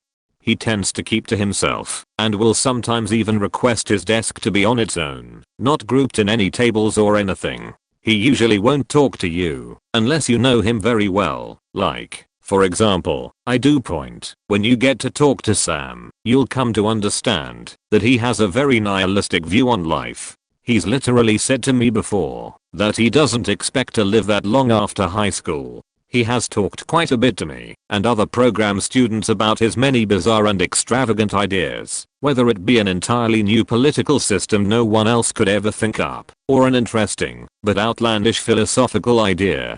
For example, he's on a Discord server that a fellow program friend and I run, and a while back, he sent a message stating, I would gladly kill all humans if it were not for the fact that if I did that then I would have no way to watch content on YouTube, television, or books, and floating around on a rock in space is rather boring, for the laws of the imagination are limitless while physics, however, are not. Also, occasionally, when he's in a class that he's interested in with a teacher he trusts, he'll make remarks in class. He'll talk about the topic at hand, make comparisons, and even crack a few jokes. But he never seems to be doing it to facilitate discussion or to make people laugh. He seems to do it because that's just who he is. A guy with a brain so full of weird strange stuff that he just can't keep it all to himself. But I'm almost certainly not describing it correctly. Sam's mind is a confusing mystery that no one but he can ever comprehend. So good on you, Sam. Thank you for being my introverted, nihilistic but hilarious friend for the past 6 years. JFC, I can't believe it's actually been that long. I had a quiet Asian friend growing up. I would be more specific, but on different occasions he told us Laos, Cambodia, China, Japan, etc. all with a straight face. I think cause he thought it was funny. English class senior year. New teacher integrates journaling twice a week. Class ends up going along with it. Cut to end of the school year. We stopped writing in the journals around March, and they were kept in the cabinet in the back of the classroom.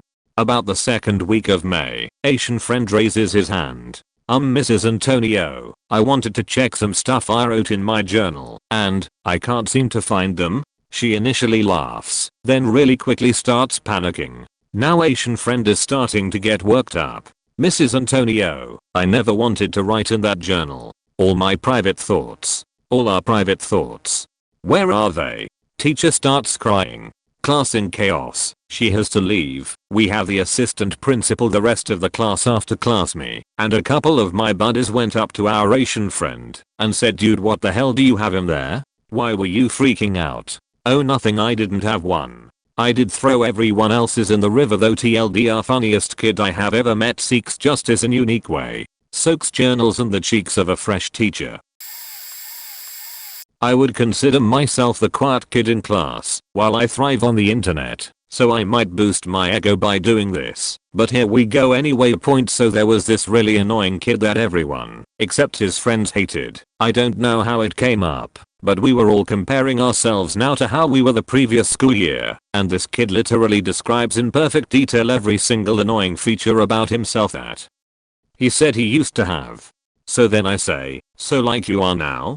The kid is kind of shocked and flustered at me for a couple seconds, then looks at me with denial. And keep in mind, though it may seem like it without the context I'm about to inform you with, this kid was not your stereotypical jock bully kid. He was very social and very popular and very annoying, but he never bullied anyone. He was actually quite feminine. This got a couple laughs, but nothing insane. Not like this one quiet weird kid no one knows or cares about all of a sudden changes everyone in the classroom's lives. But I said enough to be recognized by a couple people, and that's really all I ask. When it comes to social recognition, the teacher was actually walking by our table when I said it and agreed with me. So yeah, that's my story. I think I have a lot more crazier examples, but none I can remember off the top of my head. I believe I was in my junior year of high school. We had a substitute teacher in English. I was quiet, but could also be a really sarcastic, brutally honest teenager. This class was normally pretty chill, as long as the regular teacher was there. I was on my period at the time and really needed to use the restroom. I calmly raise my hand and ask for permission. Denied. I sit there thinking, how much of an asshole this guy is? About 5 minutes later, I raise my hand and ask him again. Denied. Now I'm getting to emergency level. I feel sick. My cramps are so bad that I feel like I'm going to vomit. Enough of this bullshit, I thought. I grab my bag, calmly stand up, and push my chair in, and walk to the front of the room. I hop up onto the table in the front. He notices this pretty quickly and walks over. I need the restroom, I tell him. He tells me no again. I clear my throat. At this point, my friends and the rest of the class are drawn to the ruckus that is unfolding. Either you let me use the restroom, or I'm going to be forced to take care of business in the trash can. My language was not nearly as polite at this point, and I'm pretty sure I mixed a few well-placed curse words into this third request. His jaw dropped to the floor. Not only was I excused to go use the restroom, I didn't bother going back, and went to sit in the front office with the secretary, who was one of the sweetest ladies. I think it turned into a thing, as he never subbed for that particular class again. 6th grade. Quiet kid, kinda on fringe of most social circles. New kid. Super smart all around, but really liked math. Comes to school one day, gives our first block teacher a note. Teacher reads note, nods, gives it back to kid. Middle of class, kid just gets up and leaves class. This never happens. Nobody just leaves. We all change classes as a class. We all go to the bathroom as a class. Lockers were in homeroom, where we currently were. Teacher said nothing. Just let him go. Never seen it before. Ever. We were hardly ever allowed out of our seat without permission, much less the room. Anyways, kid comes back. Nothing happens. Nobody asks him, and he doesn't say anything. Second block. Same thing. Note to teacher. Teacher does something affirmative in response. At some point in class, kid just leaves. Third block. Same thing. It is so strange. In each class he just quietly gets up and leaves the room and comes back to class sometime later. At some point I think we figure out that maybe he isn't feeling well and has obtained permission to use the bathroom when he needs to without waiting to ask. Fourth block. Math class. Note to teacher. Note returned. Couple minutes later kid screams, "Oh god, why now?" and slams his pencil down and runs out the door. I remember his name. Before I graduated high school my mom said she ran into his mom somewhere. Said they moved again. They were originally not from the US. Found a new school. Got the kid some meds. And then he became a class president or something. Hope he's well. There was this guy in high school that I shared some classes with. He was, with all kindness, an odd one. From what I gathered his parents were hippie bikers. His given name was supposedly Mac, but he had chosen to go by the name Sylvester. This was a private Catholic school with a dress code, but on rare occasions we would be allowed to wear whatever we wanted, within reason. Most of us would wear jeans, t-shirts, the usual teenager gear.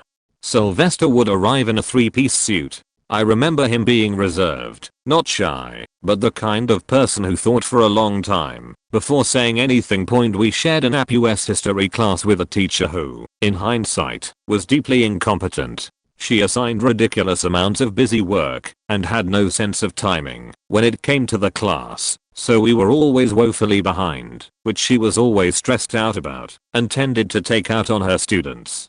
I don't know that any of us liked her. We were taking a pop quiz that had something to do with the Constitution when we had all handed our papers and she told us the answers to the questions. Sylvester stopped her after one of the answers she gave and politely told her that that couldn't be the answer had to be this other thing. She started laying into him, insisting that she was correct and it was too bad that he had gotten the answer wrong, but that she was definitely right. He looked at her calmly, stood up, said, "You're wrong," in a firm voice, and then reached into his backpack and pulled out what looked to be a handwritten, aged replica of the Constitution out of his backpack. He looked at it briefly, found the part he was looking for, and showed it to her. He was right. She had gotten the answer to her own question wrong. None of us ever figured out why he had the actual Constitution in his backpack.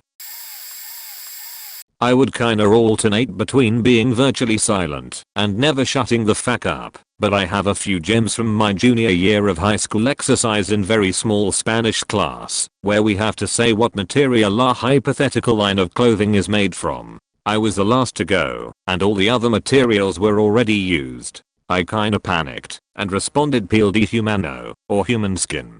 That kinda became a recurring joke in that class. English class was asked the rhetorical question, what are friends for? In the midst of love, compassion, trust and strength, I muttered spare parts. The girl in front of me heard that, looked at me in horror, and never spoke to me again. Spanish class plays Scrabble in Spanish. When there's no lesson plan, partner up with equally quiet friend. We won every game because we'd either find the most absurd words to use or would pull complete dick moves like putting an S at the end of another team's word. Annoying popular girl is having a borderline meltdown in English class that ends with her yelling, "I faking hate you all." I was more annoyed than anything, so I responded by muttering a quote from Family Guy. The two people immediately surrounding me begin choking, trying not to laugh. Their friends ask what happened. They repeat the quote, and so on and so forth until everyone sans the original girl is choking back laughter. Everyone finally settles down. There's a single second of silence, and then everyone bursts out laughing. Was tasked with taking headshots of the Spanish teacher for a website, and decided that I needed a photo conveying revulsion for some reason. After the first 2 photos, I called out, "Oh yeah, work it baby, work it." The resulting look of disgust and confusion was magnificent, and was immortalized in the resulting photo to everyone's delight. Got annoyed during a pre-calculus test, since the teacher failed to teach us anything relevant to the course, so I literally pulled out my textbook and studied from it mid-exam. The teacher, naturally, gave 0 sheets, and I got an A. Launched a 1-pound weight through the ceiling in a basics of mechanical engineering course, leaving a hole for the next 2 years. I honestly have no idea if they ever even made plans to replace that particular tile. Autistic, 1A bully in art class is openly bragging about having faked a girl the night before, and how we are all losers for not even getting close to that level. Proceeds to describe how the girl was an absolutely disgusting, revile piece of human garbage that he wouldn't touch with a 10-foot pole, and I respond by poking my head around the sculpture I'm working on and yelling, "That's a terrible thing to say about your mother." He tries to retort, gets off a "yeah, well," and then proceeds to sprint down the hall and went home. I was the quiet kid. I usually just ignored bullies and insults since I was too busy and it wasn't worth my time. Come senior year, I finally decided that the next person that said something to me that was bad enough, I was gonna kick the shit out of them. These 2 kids, though, it would be funny to say something about my family, so I told them to stop. Gave them 3 warnings in full view of everyone around me. As soon as one of them laid a hand on me, I took them both down, and in my 17-year-old adrenaline rush I stomped on the hand of one of them. I'm 300 pounds, fat, but I'm muscular and tall. Take a guess as to what happened. I had friends and was in good standings with my teachers and principals who vouched for me, so I was only out of school for a few days. Here's a couple tips in dealing with bullies. The 3 warning rule. Give them 3 warnings, and if they don't stop, knock 'em out. Try not to strike first. Self-defense is a prickly issue, so if you can avoid striking first, then that makes your case all the better. Point: make friends with everyone. You should definitely make friends with reliable people that would vouch for you in these types of situations, or even befriending teachers. I myself am a very quiet kid. Mostly because I'm insane. So a bit of backstory. In 6th my middle school got shut down because of lack of funding, so I had to move to a new middle school to finish my 7th and 8th grade year. Fast forward into the middle of my 8th grade year, still the quiet kid.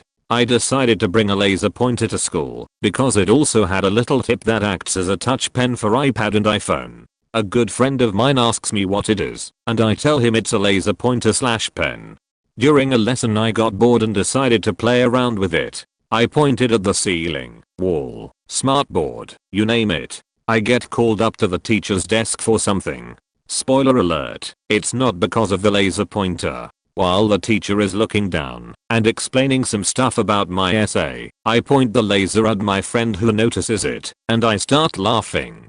Don't worry, he does also. I continue do that to my other friends until the teacher looks at me with a poker face. Meanwhile I'm laughing and quickly hiding the pen.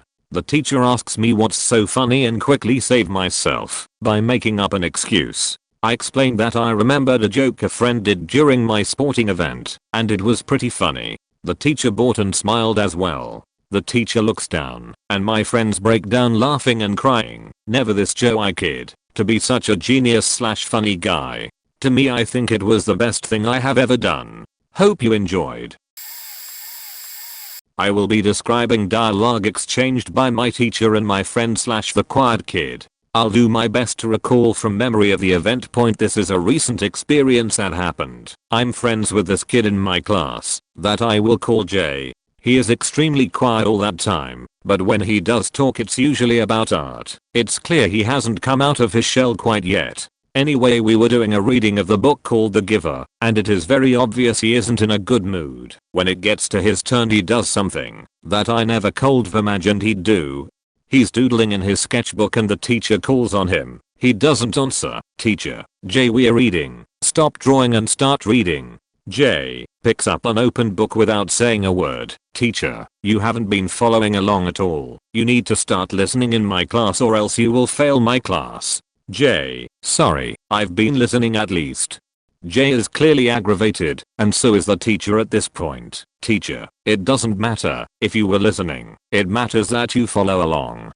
Jay at this point is severely and visibly angry because he usually doesn't get this kind of confrontation. Jay: I do not have to sit here and listen to this. Teacher: that's gonna be a referral and your parents will be hearing from me later tonight. The kid Jay proceeds to get out of his desk, knock over the massive stand of books next to him. I assume it was on purpose, and on his way out of class he flips a desk over before kicking the door open to make his way down the hall for student services. I go to a very ghetto school, so he got some sort of form of street credit after this. We are almost through the school year and I kinda wanna see if he'll do it again before summer break.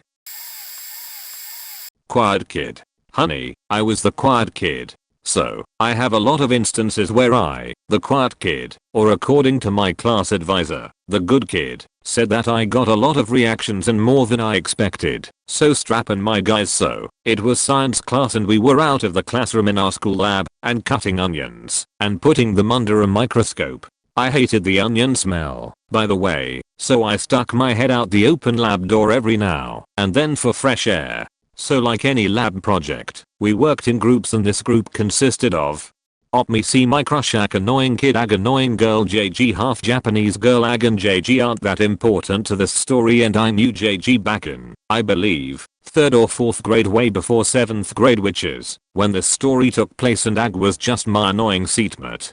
Crush and I were casual friends with common interests and I developed feelings for him over time, but still treated him as a casual friend. Point anyway, Alaska was looking under the microscope, and I was waiting my turn to look, and he was purposefully extending his time and annoying me by his words. I may be the quiet kid, but I will still stab you my words. So, Alaska was just annoying me and exaggerating how cool the onion cells looked under the microscope.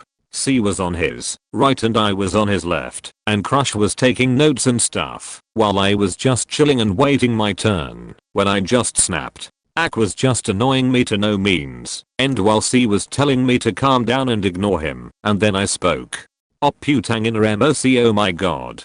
Op can curse in Tagalog. By the way, I live in the Philippines and a full-blooded Filipino, but spoke English as a first language, but can still understand and speak Tagalog/Filipino, and I, of course, knew some curse words in there, so if you're curious to what I said means, just go to Google Translate and type puta in Spanish and it'll translate for you. Ina means mother, by the way, and mo is sort of a prefix thing. I don't know. Spanish and Filipino are also very similar in some aspects, so that's why just go Spanish to English.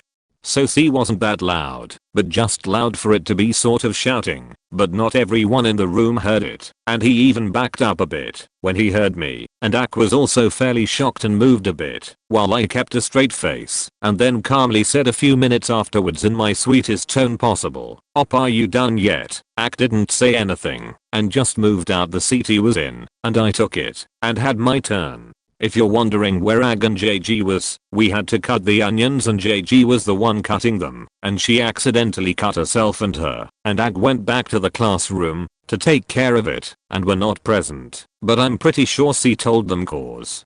JG asked me when we were heading back to the classroom, "JG, who taught you that?" And she knew that I knew that she was referring to the words I said to Ak, and I replied, "Op shrugs casually the internet," then walked ahead of her and went about the rest of the day. A shorter one was when we were in first period in our different groups and I just muttered the F word as my notebook fell off my armchair, and after I quickly put it back on my chair.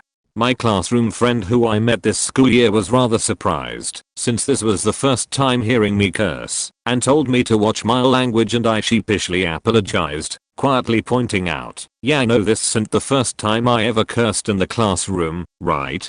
Didn't really get a reaction, and she sort of just ignored it, and was still surprised. Those are the one I can recall, and being the quiet kid in my class was very handy when our advisor got mad at us, but never at me specifically. There were times I got in trouble for other things, but that's a story for another time.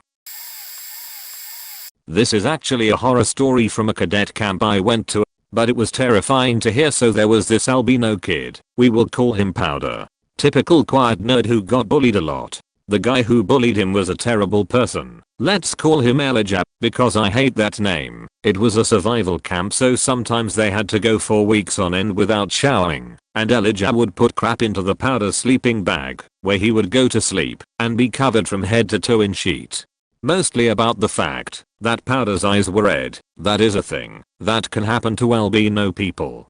Sometimes it got physical, and I mean really bad. Just not bad enough to get rotted.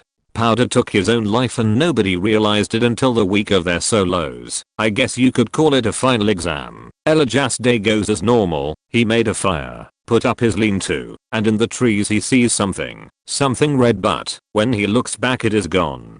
He has to stay up for a while at night to watch his fire, and he sees the red things again. They are far away, poking out from behind a tree. Elijah is terrified. He is petrified. Eventually he passes out from exhaustion and is woken up by a staff cadet wondering why he wasn't watching his fire. Elijah doesn't want to seem crazy, so he just said he got too tired and fell asleep. He got 0 marks for that day. The next night he is awake at his fire and sees the red things again. This time they are about 10 meters away from his sight. They are definitely eyes. He passes out again, and the same cadet wakes him up. 0 marks again. Today he is too terrified to do anything but sit by his tent and whimper. Tonight he is 100% alert and searching for the eyes, and for the next few days he finds nothing. The last night before their final inspection, Elijah decides it was nothing after all and goes to bed resigning himself for failure in the course. He is woken up by a sound. He opens his eyes and right at the end of his shelter is the eyes. It was a staring contest. The loser would die. Elijah lost, but he wasn't dead. Yet the next day everyone had to pack up and leave their sites. Elijah is not hesitant at all and wanted to get out of there as soon as possible. They are sent to the barracks to get showered and have a day off. Before they were told the results of the solos the next morning, everyone is woken by a bugle and are excited to get going. Everyone except Elijah. He was still in bed with his covers up over his face. His bunkmate tells him to get up and ready. He doesn't budge. Finally he removes the covers and finds that Elijah's face was whiter than powder and his eyes were solid red. Powder got the last laugh. I knew him in college, and we called him Stumbly Futzler Bottom. Not to his face, of course, because that would have been mean. He was a giant of a dude, both in height and in weight. He got his name when we were getting trained on how to set up the cameras that we could check out from the equipment cage, and he tripped over a tripod and very nearly destroyed a handful of many thousands of dollars video cameras. Only some quick reflexes from the people standing nearby kept it from being a complete disaster. He never went out of his way to engage with anyone, not even the professors from what I saw. Nor did he really cultivate the kind of appearance that made anyone want to talk to him. I think he owned maybe 3 ratty polo shirts that he wore in rotation, and any food stains that showed up on these shirts would remain there for up to a couple weeks. He never shaved and rarely showered. When he was in class he would listen to the lectures, do the lab work by himself, and when he left the labs he must have gone straight back to his dorm room, because I don't remember ever seeing him around the computer labs, or out at the bars or the coffee shops, etc. The only time I did see him outside of the classrooms was when I saw him at the cafeteria, adding more stains to the Rorschach diagram that was his shirt. One day we were standing in line at the equipment cage to check out cameras to shoot one of our projects. I was in a small group, just chatting and passing the time with a few friends while we were waiting to get our gear. Stumbly was behind us. One of my friends was complaining about how his portable hard drive wasn't mounting anymore, and he was going to lose his projects, when Stumbly piped up from behind, "I bet you just got beated with a weasel." As one we turned to look at him, and I was wondering if there was going to be any follow-up to that comment. There was not. Just a blank look from Stumbly, and a return to his silence. We were quiet for a moment longer, but then conversation resumed, and that was the last I heard out of old Stumbly. I don't remember if I saw him graduate, and for the life of me, I cannot remember his real name, so he's a mystery that will remain such forever, I guess. 5th grade. We got a new kid, started a few months late, super smart quiet kid, always finished quizzes/tests early, picked up sports really fast/well. He was surprisingly strong, though he didn't show it off. Could have been popular, but didn't seem all that interested in making many friends. So, of course the school bullies eventually got interested. Before class, during break/lunch, and after classes the main block-headed and thick-shouldered bully would give him a hard time, plus about 10 of his cronies. You could tell that he was holding back against the bullies. Mostly, he'd stay on defense. One day during lunch break the bully took it too far. Had his crew dogpile the quiet kid. Then the main bully kicked him in the face. Holy moly, the look on the quiet kid's face as he processed the kick to his face, and his lips started bleeding. That was a scary ever-loving scary face. He looked different. A different kind of quiet. Even the main bully paused as he was going to deliver another kick. The quiet kid said, very calmly, and dead calm clear, "You aren't going to be using your feet tomorrow." The kids on him wanted to laugh or such, but the way he said it, they didn't. He pulled himself out, and no one stopped him, and he walked into the forest area that was behind the school. I watched all this from a bench 50 feet away in a group of tables for outdoor lunch, etc. Skip ahead to after classes, kids waiting for parents to pick them up. The school bus is not yet on site. Main bully usually walks home late, hanging in front of the school with his crew. Me, waiting off to the side waiting for my father to pick me up, talking to a few friends. I blinked, and the quiet kid kinda came out of nowhere. One of the things some of the other kids also didn't like about him, up until then, was how fast he was, and quiet he moved too. Unsettling. Like a small stealthy adult. Wrapping it up, he had a long branch, kind of a medium-sized piece in his hands, and boom, he swung it right into the middle of the main bully's chest. Raised him off the ground. Sent him back to slam on the ground. The impact basically shattered the tree branch. The quiet kid went over to the main bully, said, "How do you like getting kicked?" then proceeded to kick stomp the bully's legs. None of the other crew members stopped him, probably due to the super scary look in his face. The main bully was out school 3 glorious months, with broken legs. Saw him around town in a wheelchair for a while. Made me laugh, since he was such a creep. Since he was basically a jerk to everyone. Everyone was way happier while he was out, even his crew, who kind of splintered apart and became less douchey. The quiet kid was suspended a month, and only due to the principal being a really nasty lady. No one ratted out the quiet kid, so she punished him the maximum she could without witnesses, and oddly after he came back, he started talking a lot and being openly fun, and was one of the popular kids for the next couple years. Became my friend. The bully never bullied there again. He flinched and looked away whenever the no longer quiet kid was around. Found out the main bully went to jail and died there, and that was that. Where are you now? Foot stomping not quiet kid. Not in class, but point when me and my buddies were freshmen. We got made fun of for our skinny pants, skaters in 2007. The seniors at high school made fun of our buddy Ryan for his pants, saying he looked like he was walking chopsticks. He is 5 foot 10 inches and about 135 some odd pounds, so they weren't wrong objectively. But anyways, these seniors were varsity football and cokeheads, and the main dude was probably 220 pounds and 6 foot 1. So we decide our friends verse them. So later that week, we are at the place all the people meet up at. Like 15 to 20 little freshman runts. Myself 5 foot 1 and 95 pounds. And many others not much larger. They roll up 5 Vicks deep. Full faking football team point anyways. Seeing as it's not my fight, and I'm just backup buddies are talking sheet. They are talking sheet. Etc. 10 minutes later, still not fighting point. The people at the place tell us to leave point, so as we begin to walk away, and everyone's still talking sheet.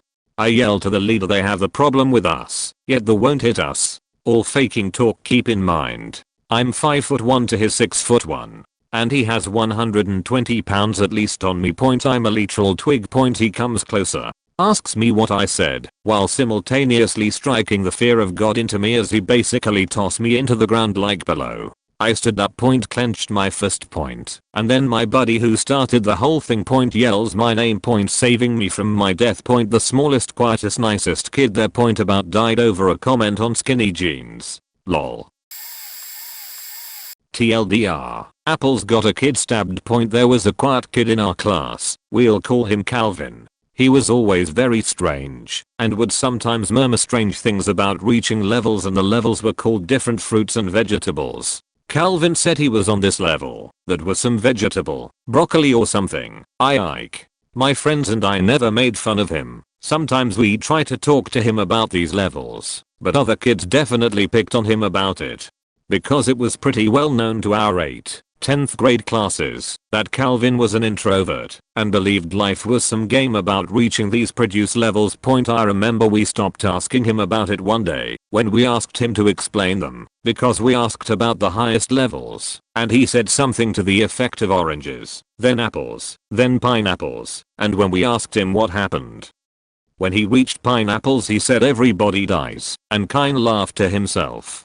So, obviously we stopped pushing after that point anyway. A couple weeks later, he was getting picked on during a lab in science class by his 2 lab partners. One of his partners was calling him names and egging him on about the fruits and vegetables, and as the lab partner went to adjust a slide underneath a microscope, Calvin took a pen and stabbed that boy in the faking hand. As the kid screamed and yelled for the teacher, Calvin just looked at the kid's hand, with a pen all the way through the meaty part of his hand, smiled, and said apples point. We were dumb kids, and although scared AF, never told anyone about Calvin's explanation of the top levels.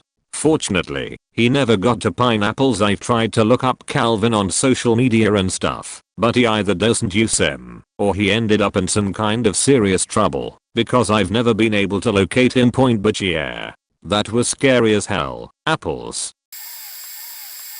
When I was in 5th grade, there were these 2 guys in my class. Tyler was a little sheet, and Michael was a really quiet, awkward kid who generally got described as really smart, but really shy. These many years later, I realize he was most likely on the Asperger's/autism spectrum. One day Tyler and Michael were playing games on the computer at the back of the room. At that moment there was only one chair in front of the computer.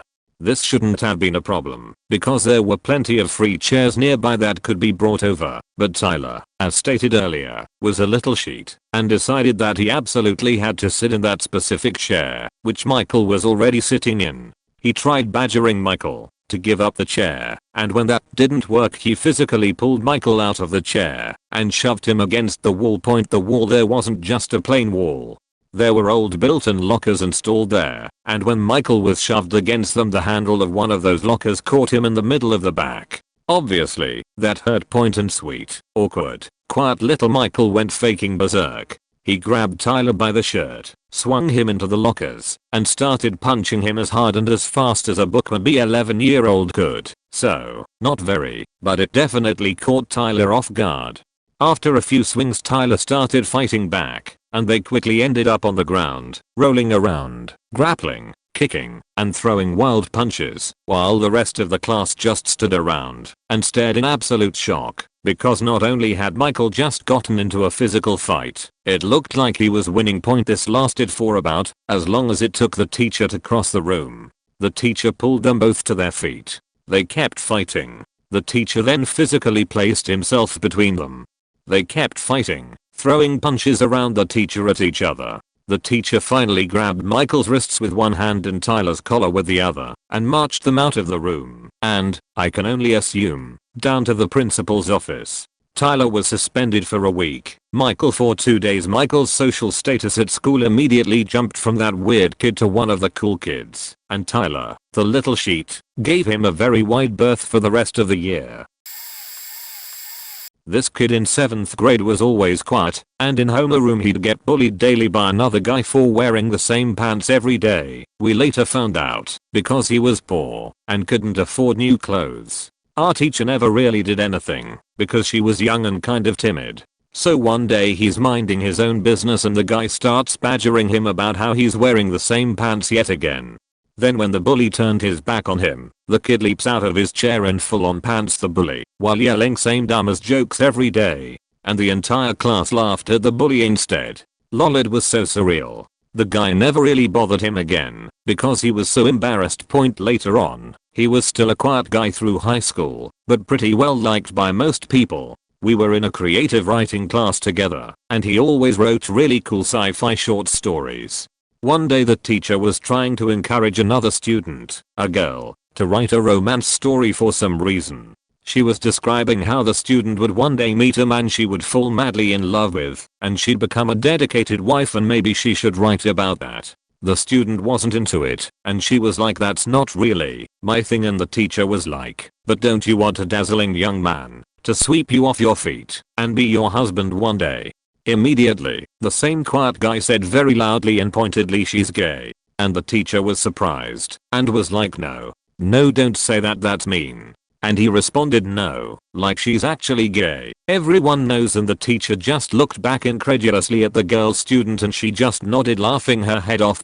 Dude has a great job as a copywriter now.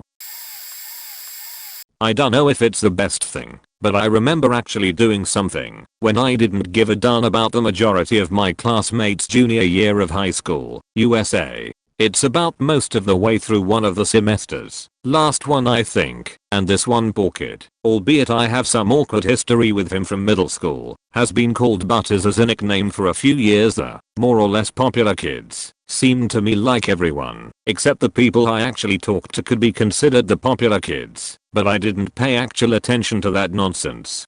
Were egging him on to keep the name and he really didn't like it. I was fed up hearing what sounded like bullying and decided to tell them to stop. I went back and forth a bit, and I think what happened is that the poor kid told me to stay out of it. I really don't remember. I got flustered and got back to whatever book I was reading. Bonus, I think it was the previous year one of the popular kids, literally asked out loud, who is Rain Crystal? Funny thing, I share an extremely similar name to another person in my grade. They'd be Ray and Crystal. I held my hand up because they were right behind me, blushing majorly because that's such a how could you ask that when we've been at the same school for several years, and at one point in middle school a friend told me you might have had a crush on me. I'm baffled all these years later, but I do laugh about it. 10th grade. The quiet banshee. He was a bit of a goofball, so not exactly quiet when he was with the people he wanted to be with, but everyone else he kept to himself, mostly. There was this jock type, one of the more popular fellas, with a cop for a dad who he let everyone know about, as if that gave him more authority, to be in his whole point anyway. The jock keeps going around to all his friends saying he could smash the banshee anytime he wanted. The banshee, when approached by many people from different circles about this guy's sheet talking was simply, he knows where I am. Eventually a party was coming around. It was at another popular guy's house, and the banshee was the host's cousin. The banshee brought his recent first girlfriend. Quite a milestone for him. The jock bully had gone around that day at school saying the banshee's girlfriend was ugly. The banshee responded in kind, stating that if he turned up to the party, it'd be on like Donkey Kong. Because, according to the banshee, he's finally coming to where I am. Jock turns up, and a couple of guys go up to the banshee. Hey, X is here. Banshee doesn't miss a beat, gets up, meets him in the living room, jackknifes him against the wall, and throws him to the floor like a faking rag doll. Strange, considering he was at least a size smaller than the jock. Saw the jock literally scurrying and crawling back towards the front door as banshee stalks him back outside. Jock bolts outside, runs halfway across the street to square up. Banshee laughs and goes back inside. He'd won and he knew it. About an hour later, Jock's cop daddy turns up out of uniform, but still pressing his authority as a cop, threatening to break up the party. The host's older brother met the cop at the door and told him to fuck off until he came back in an actual cop car and the uniform point turned out that the banshee didn't think much of bullies and had squarely beat anyone who had tried to bully him during primary school. By the time he got to high school he'd calmed down, but the jock wanted to test that theory. Jock changed schools and became an amateur bodybuilder. My money's still on the banshee if it ever came to blows again.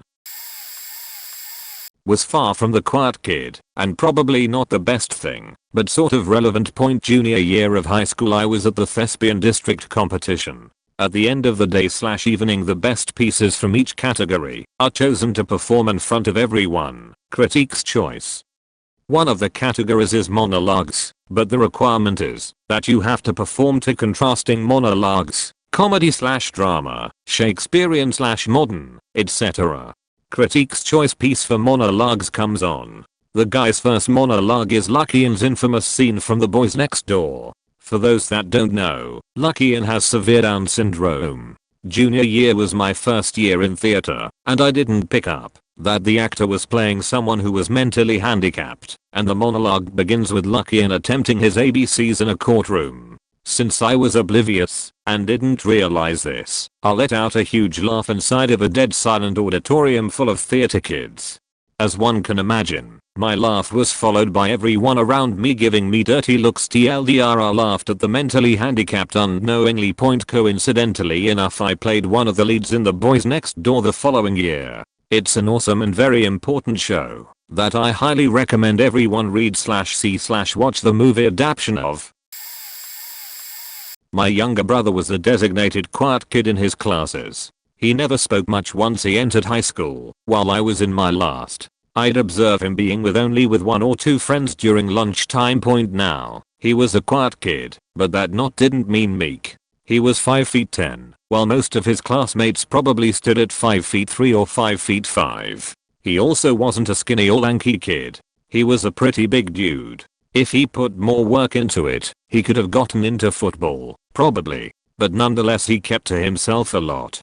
For some reason, he had this guy who kept bothering him during his science class. Skinny dude, who saw how quiet he was, and decided he would be an easy target to torment. Looking over his shoulder at whatever he was working on, borrowing pencils and erasers without asking, some pretty small things. My brother didn't say much about it. I'd imagine he was probably annoyed though. He didn't even know the guy and he would constantly take his stuff. One day after lunch, apparently he brought his sandwich to class to eat because he didn't get to eat it during lunch when he stayed in another class to finish some late homework. The teacher wasn't in the class yet, so kids were still coming in before the second bell. Same kid walked up to him, saw his sandwich, and decided to snatch that over the more menial objects he had in the past. My brother knocked him out with one punch in the face. Apparently he just fell over unconscious. The teacher walked in and everyone else told him what happened, and my brother got sent to the principal's office. He got a 3-day suspension. After that, the guy never talked or walked anywhere near him again. I'm probably an asshole, but I laughed so hard when he told me about it. I've always been the quiet kid both at school and university. English is not my first language, so I'm sorry if this is bad. In my final year of university, we had a group project that which we were randomly assigned into groups. The group I had was awful. The one person finishes his part then disappears for the rest of the semester, and I was stuck with 2 other people who told me that they did not care of the subject only to pass.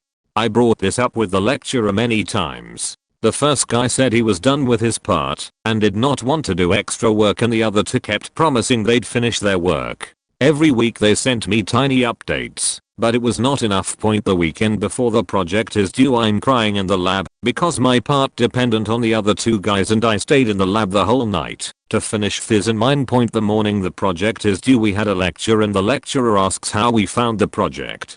I was sleep deprived and angry, and I stood up and said that I found it to be extremely bullshit and faking ridiculous that we could not choose our own groups, and despite me complaining several times he did not help remedy the situation, and my entire scholarship was on the line because of some idiots who did not care if they scrapped through.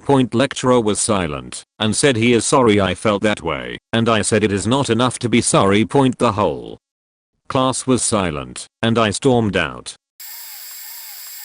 A kid in class always sat at the back. This was tutorial period every morning. He didn't talk to anyone and all he did was answer his name to the register. One morning he comes in and someone else in tutor said to him, "I faked your mum last night." XX sits down and doesn't pay attention to it.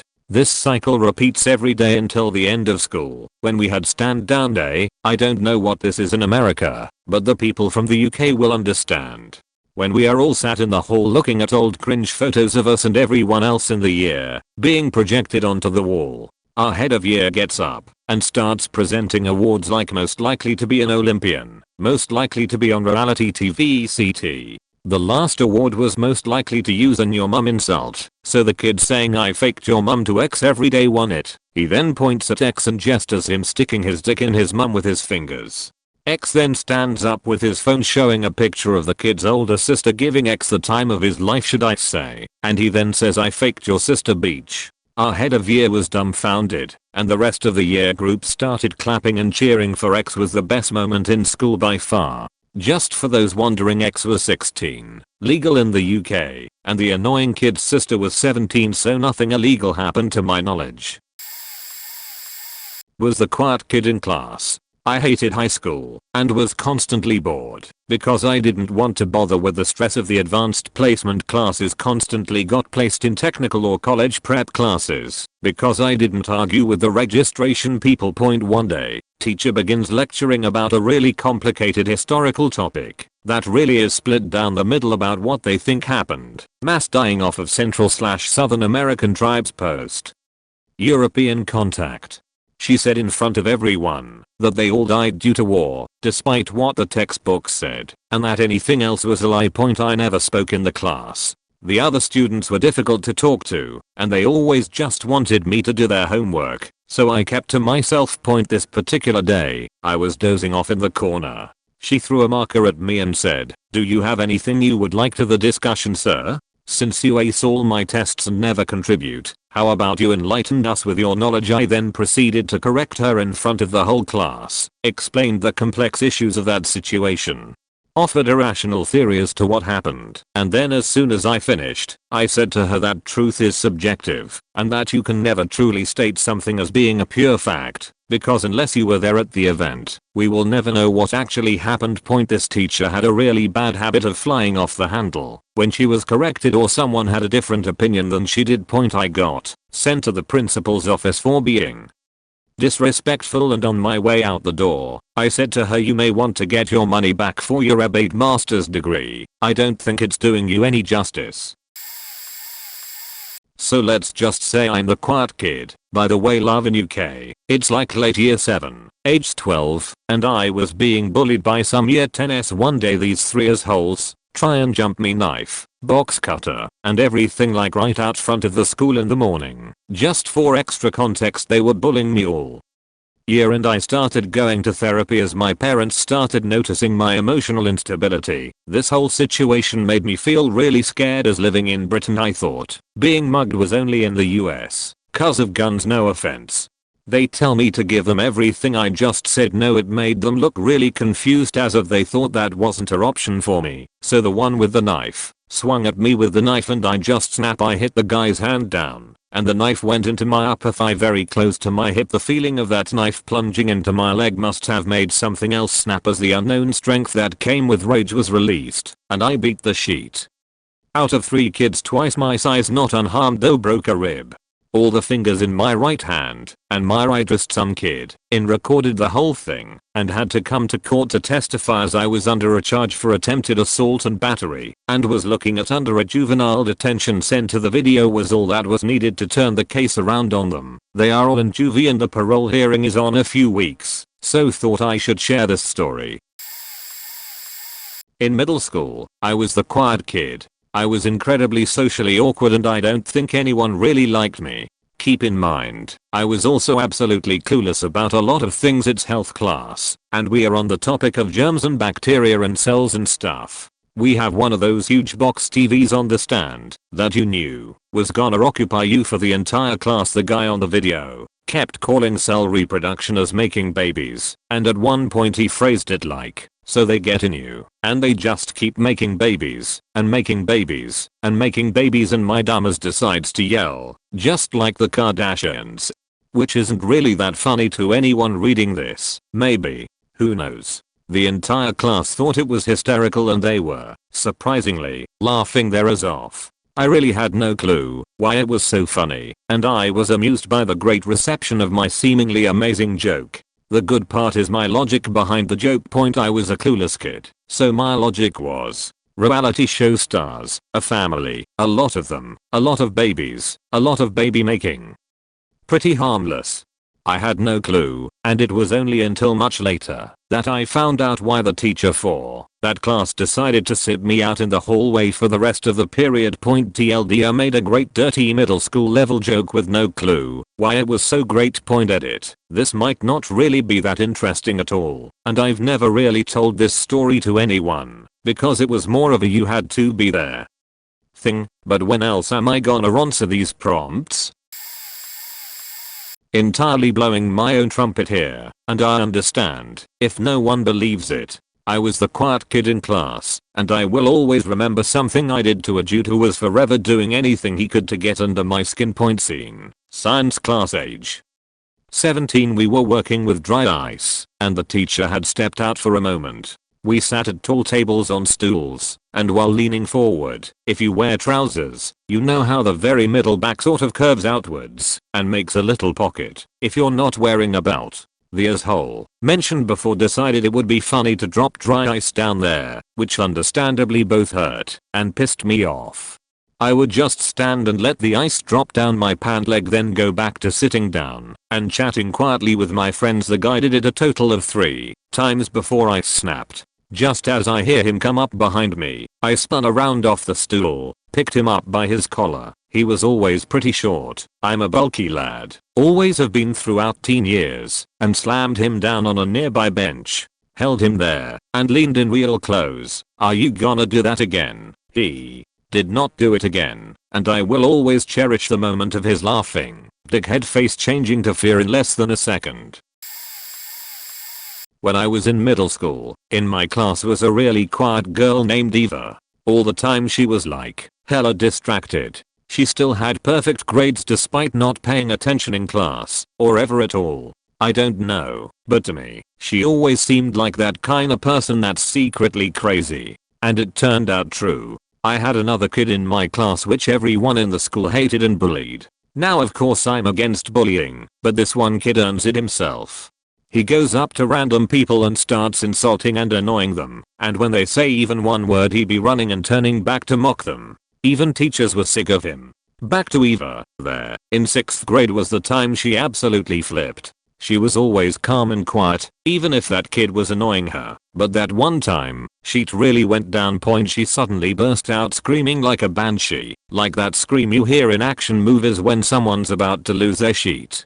Then, Eva proceeded to charge at him, and kick his repeatedly in full force. In the end, even the teacher couldn't restrain her, so around 6 kids gathered around to prevent her from hurting the kid, and talk about how it wasn't worth it to go to jail for such scum like him. At this point she was basically acting like she was possessed, not only hitting him, but charging at and attacking everyone who tried to stop her. Even the boys from the football team couldn't restrain her. Long story short, she went Super Saiyan on that kid's ass and got so mad that she blacked out.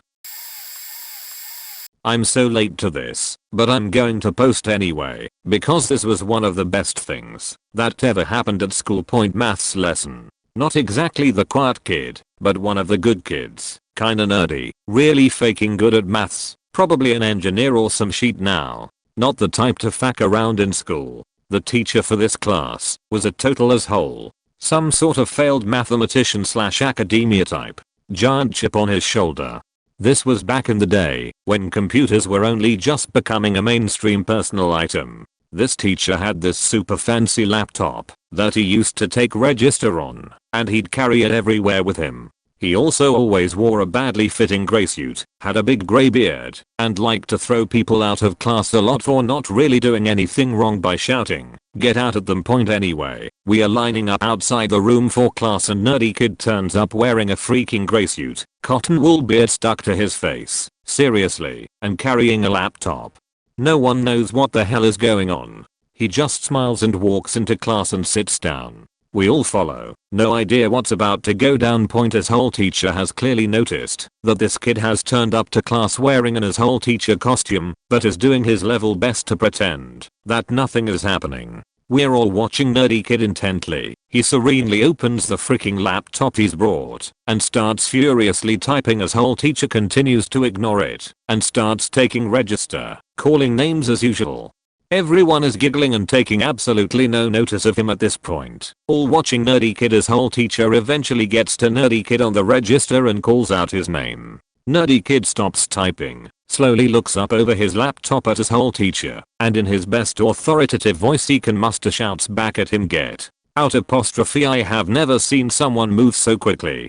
Goes faking nuts, grabs nerdy kid by the arm and frog marches him out of there screaming. I think the kid got a day's suspension for it. Still have absolutely no idea why he did it. For the lulz, I guess.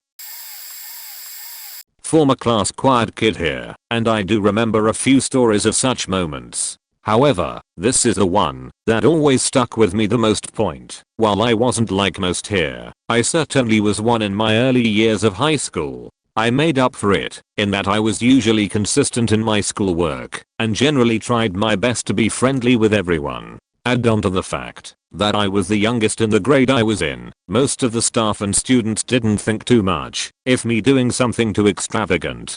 Come 10th grade and it's around late May / early June, so we were already preparing for the regents. I remember during one of our last days, there weren't many students in that day because most of them were seniors, and it was senior ditch day, so when our earth science class came around it was just 3 students, me and 2 of my friends. I remember at some point during the class our teacher had to leave, and there was no aides or teachers available to take her spot, and me being the nice kid with the good grades in her class, she asked me to teach until she came back. It was near the end of the period anyway.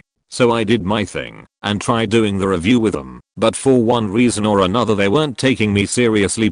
Note, I'm not or ever was mad at them, and they were actually great guys to hang with. It was just annoying. Eventually I got tired on it, and in the calmest way I can muster up told them that they either take me seriously or fail. Not, "Oh, you'll be more likely to fail," but just outrighting saying that they will. I knew they didn't want to retake the class next year, and honestly I didn't want them to either. They were both really smart guys and I knew they could do it, but I had to do something to give them a reason to take this whole session seriously. And thankfully, it worked. They did start paying more attention and took me and the lesson much more seriously. I had always looked in from the outside, willingly so, as I was dealing with heavier shit than high school, emotional abuse, which lead to mental health issues, etc. The mental health issues that I was dealing with caused me to constantly be tired, and I had always believed in comfort over beauty, so I'd often wear really baggy clothing, and sometimes just my pajamas because of this. I'm pretty sure people thought I was just a quiet stoner. I was a senior in a freshman German class, moved around a lot, so every place had different requirements, and these particular freshmen wouldn't shut the fuck up, and were all around rude to the teacher. This teacher happened to be my favorite in the school and genuinely loved teaching German, and is the reason I even still know a good amount of what I learned. So, after having put up with this shit for months, I finally yelled, "Stop talking."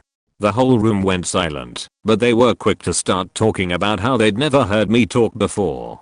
Thankfully, the teacher was able to cut in before things could pick back up again. It might not be the most exciting thing, but it sure as hell gave me a confidence boost. I'd gotten close to doing that in the past, but never could, so this was like tearing off an engorged tick the size of a baseball off my chest. I always ended up sitting next to this quiet kid during my computer science lecture during the second semester of my freshman year in college. Then again, usually everyone was quiet trying to understand what the hell our professor was teaching us, but he was especially quiet. Never asked questions to clarify, never responded to any prompts for examples. He just remained completely silent for the whole hour of CMSC 162.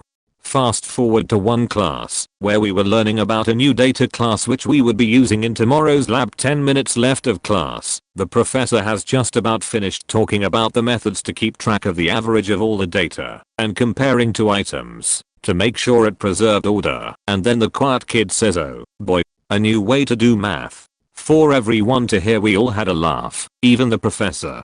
Then we meet up for the lab with a sort of preview assignment for that specific class done. When the actual class period started, the professor nodded to that kid and said to us, "Before we get started, I'll be coming around to check you have your math, pre-lab done." Not as good, but still got a chuckle out of the people who couldn't forget that moment in yesterday's lecture. It's probably not as funny as I found it when you read this, but try to understand that when you're in a classroom and the teacher wants us to be quiet and give him/her your attention, even the smallest thing can become 10 times funnier. It was total silence except for the professor, and it made that little wisecrack, especially coming from the quiet kid, go from pretty funny to hilarious. So, it's 7th grade, the douchey kid is being extra douchey, and I don't want to speak up, because every time I've ever complained about stuff like that, the kid and his friends team up and insult me. I can't really concentrate, and I look over at the other students to see if they are as annoyed as I'm. But then the quiet kid suddenly speaks up in a not so quiet way. Jesus fucking Christ. It's already hard enough to concentrate as it is. Just because you can't concentrate doesn't mean you can just make it harder for others. You cover up your low self-esteem by making school life a living hell for everyone else. But I've had enough. So shut the fuck up. Then he storms out of the room. The douchebag looks completely exasperated, and I can't blame him. I was shocked too. The quiet kid never spoke in class unless called on, and when he was called on he was so quiet you could barely hear him. The first time we've heard him speak so loudly was used to drag the hell out of the douchey kid. The douche kid went an entire 3 weeks before returning to the douche level he had before. God job quiet kid. I was the quiet kid. In my sophomore year of high school I finally lost my patience and started putting the loser boys who thought they were cool and funny in their place. Background/context. We were in the middle of a chemistry test. Now we had 3 different teachers that year because our first teacher, who was a very good teacher, had to get serious surgery, so he asked a friend to cover for him. The second teacher was also very good, but then one of the physics teachers in my high school quit, so he had to take their place. And we got another chemistry teacher straight out college who knew what he was saying, but had no clue how to teach yet, so our grades suffered. Our original teacher returned during the last 2 months of the school year and he co-taught with the third guy. Thank God he also made all the tests after that. Anyway, we were in the middle of a serious test with only the third guy monitoring us for the exam, and the idiot boys in my class were loudly talking and distracting everyone else. I couldn't focus and was already nervous as hell, so you can imagine I was mad as hell. I yelled at the top of my lungs, "If I fail this test, because you all cannot keep your mouths shut, you are all gonna get killed." I actually said that word for word because I was so pissed off. They let out a few shocked exclamations at my outburst and the useless teacher finally shut them up. I got an 80 on the test. Electronic tests taken on iPad. We used iPads in my high school, so I had the results for a multiple choice test right away, and the useless teacher even quietly asked me how I did as I handed him back my reference table. I know this is hella late, but I gotta get this out there. For quick context, we have seats. The better you are, the higher closer to first chair you are. We have challenges, in which if one kid plays better than another kid in instrument sections, they take over the other kid's spot. We only had one alto saxophone player, Josh, who is kind of a bad kid. I'm in band class, and I sit about 2 chairs away from the quiet kid. One day, when the teacher is handing out challenge slips, so we can get better chairs, and Josh, probably high as fuck about 3 hours after school started, accidentally raises his hand, either to ask for one or to ask a question. The band teacher replies to this with, "Are you gonna challenge yourself?" And immediately after, Ben, quiet kid, says he doesn't need to challenge himself, he's already challenged enough, without skipping a beat, and all of us started faking dying. There was also this other time when the band teacher was getting a little upset because the trumpets weren't playing the right notes, so B starts showing us the fingerings, how to play, and Ben, at an almost yelling level, replies, "Stop fingering me." So much more shit happened that day, and it is all worth telling, so I'm gonna do that. We have a class called intervention, which is basically a all class where you're supposed to study, but 99% of the time, teachers just let us stick off or keep teaching. I was dazed as hell one day, not from drugs or anything, I just didn't sleep that great, and when I'm in this mood, I usually find shit way funnier than it usually is. So, you can imagine how great my reaction when some Asian kid walks up to my friend, the quiet kid here, and the Asian kid says, "Damn boy, why are you looking so thick today?" And without skipping a beat, my friend looks up directly at him and says, "I don't know." Why the fuck did the Tiananmen Square massacre happen last? 1. I promise I had a class where I was next to 2 kids named Brandon, a quiet black kid, and an Asian kid that usually isn't exactly rowdy, but definitely not quiet. The 2 Brandons both like soccer, and the Asian kid's favorite team won in a recent game, and the black kid was getting pretty annoyed with it. One day the black kid decided he had enough, and when the Asian kid was talking about how his team won, he pulled up pictures of Hiroshima and showed it to the Asian kid. There were about 9 people in the space and me and the Asian kid both started laughing out as off, while everyone else was quiet. Luckily the teacher wasn't too hard us and kinda blew it off like it was nothing. I was actually the quiet kid, but here we go. So I wear cat ears to school and everyone was cool with it, so I went with it. Then I got to the second trimester of 6th grade, where I had global studies. The class sucked. Literally every day was a presentation, and I sat next to 2 dudes. I was fine with it, until they started taking my cat ears, and calling me the little kitty cat. So after telling the teacher multiple times, she basically said, "Kids are kids, deal with it."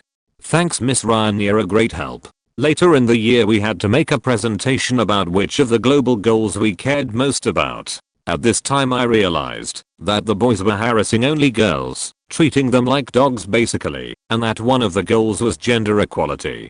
Bingo. So when time came I had my presentation set up and waited for the perfect moment. Miss Ryan called on me and I did my presentation.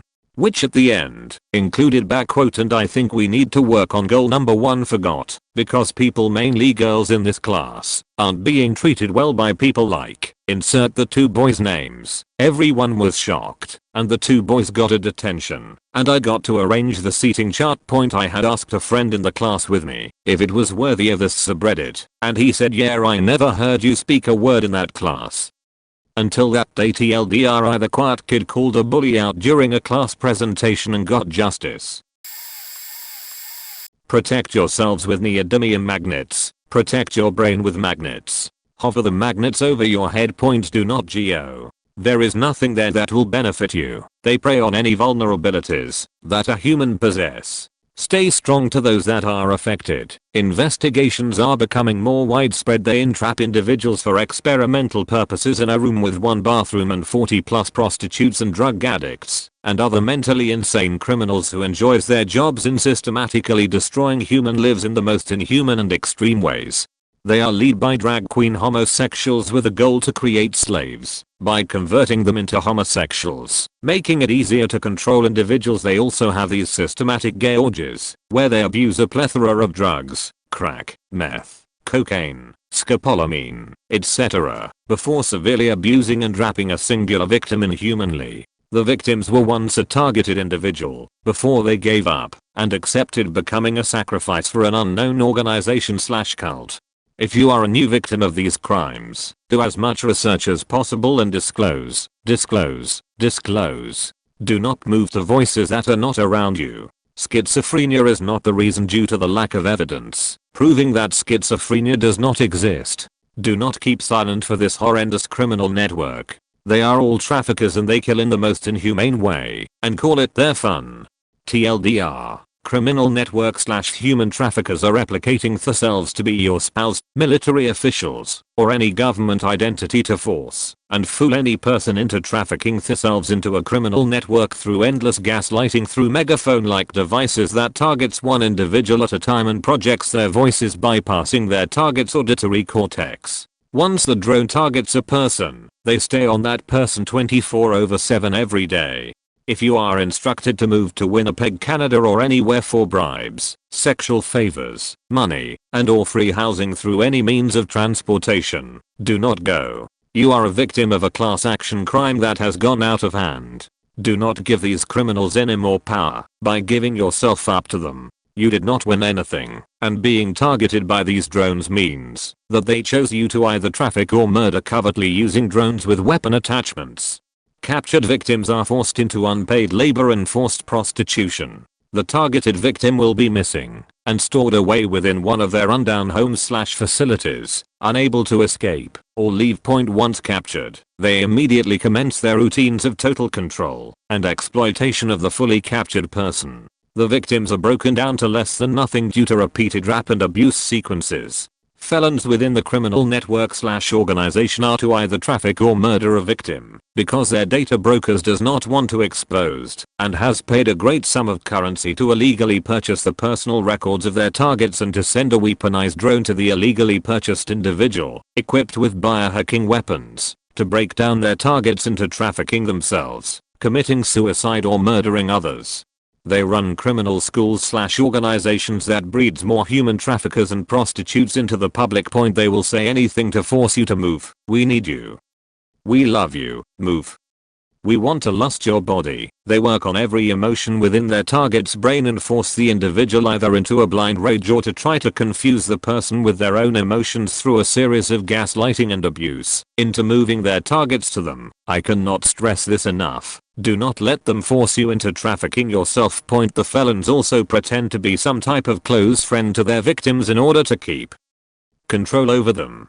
They are fully trained and prepared personally to place severe torture on one individual. They pair up and gang up on one individual at a time and jump said victim. They act like grade school kids, but that's due to the heavy influence of their handlers, crack, and cocaine that has degenerated. They also are heavily involved in the drug/prostitution ring, where everyone gets wrapped and are all under heavy mind control from a cocktail of different drugs including cocaine. The felons has their victims set up as empty puppets who are under complete control. The victims now turned felons rapists addicts are raised specifically to absorb abuse, while abusing drugs to remain numb during their operations. Scopolamine, crack and cocaine to remain numb to any words from their victims. They train individuals this way, so they can deal more damage than receive it during their illegal operations. They are completely separate from reality, and are all under one criminal control. They are aware of people resisting, and they promise to do everything to try to force their targets into submitting to their handlers. Warning. These malicious drone operators will say anything to force a person to move. The terrorists will have their handlers speaking directly into their ears during their operations to murder or capture the innocent, giving them orders on their scripts made to place torture and destroy random individuals, innocent or not. They tend to target the innocent more, since these felons find it more satisfying to rap, brainwash, and intoxicate the innocent heavily, until the innocent is completely empty. As soon as they are successful, they turn the captured individuals into drug addicts, hoes, and forced laborers, working for gift cards and sexual/party favors. They will always refuse to leave their targets, unless the person gives in, and moves to them. Or if the victim gathers any evidence leading to the arrest and shutdown of these criminal networks/organizations. To the many different individuals that takes the time to read this, I'm taking the time and energy out of my life to warn everyone about a massive data breach that has occurred, and that is endangering many lives, including my own at this very point in time. This type of data breach is the very worst of its kind. Before, the biggest threat was internet crimes, malware, and viruses that may have affected your assets if you were to click the wrong link. Now your actual physical being is at risk by criminal data brokers who are currently funding these criminal networks and are providing illegally purchased records of random individuals around the world.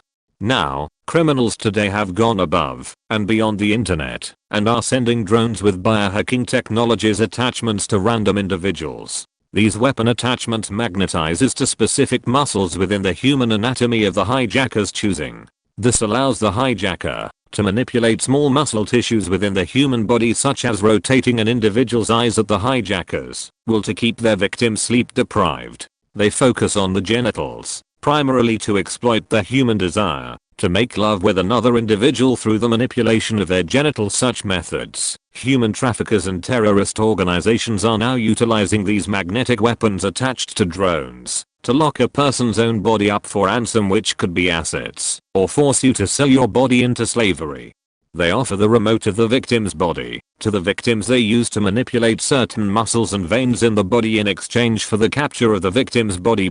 Human traffickers have evolved from footwork to airborne to stay covered, hiding behind custom biohacking drones ordered online and through various other biohacking black market trades. Voices in the head has been declassified and debunked as electronic biohacking through drones and neurophones funded and powered by criminal fusion centers, Scientology, and radical extremists all around the world. This was thought out to be a medical condition that is often confused with schizophrenia or another mental illness. But I challenged the theory and discovered that the public has been heavily misinformed. If a person never had a history with voices in their head that were not their own voices, and they have proof of their attackers transmitting these frequencies, how could it be a medical condition if the person has evidence of the voices being transmitted directly to his/her skull? So, not only the voices are there, they are also instructing people to either murder, rap, or traffic themselves to one of the many fusion centers, human/sex trafficking homes within ghettos, and Scientology locations, so they could convert their captives through a series of abuse and ritualistic routines 24/7 every day.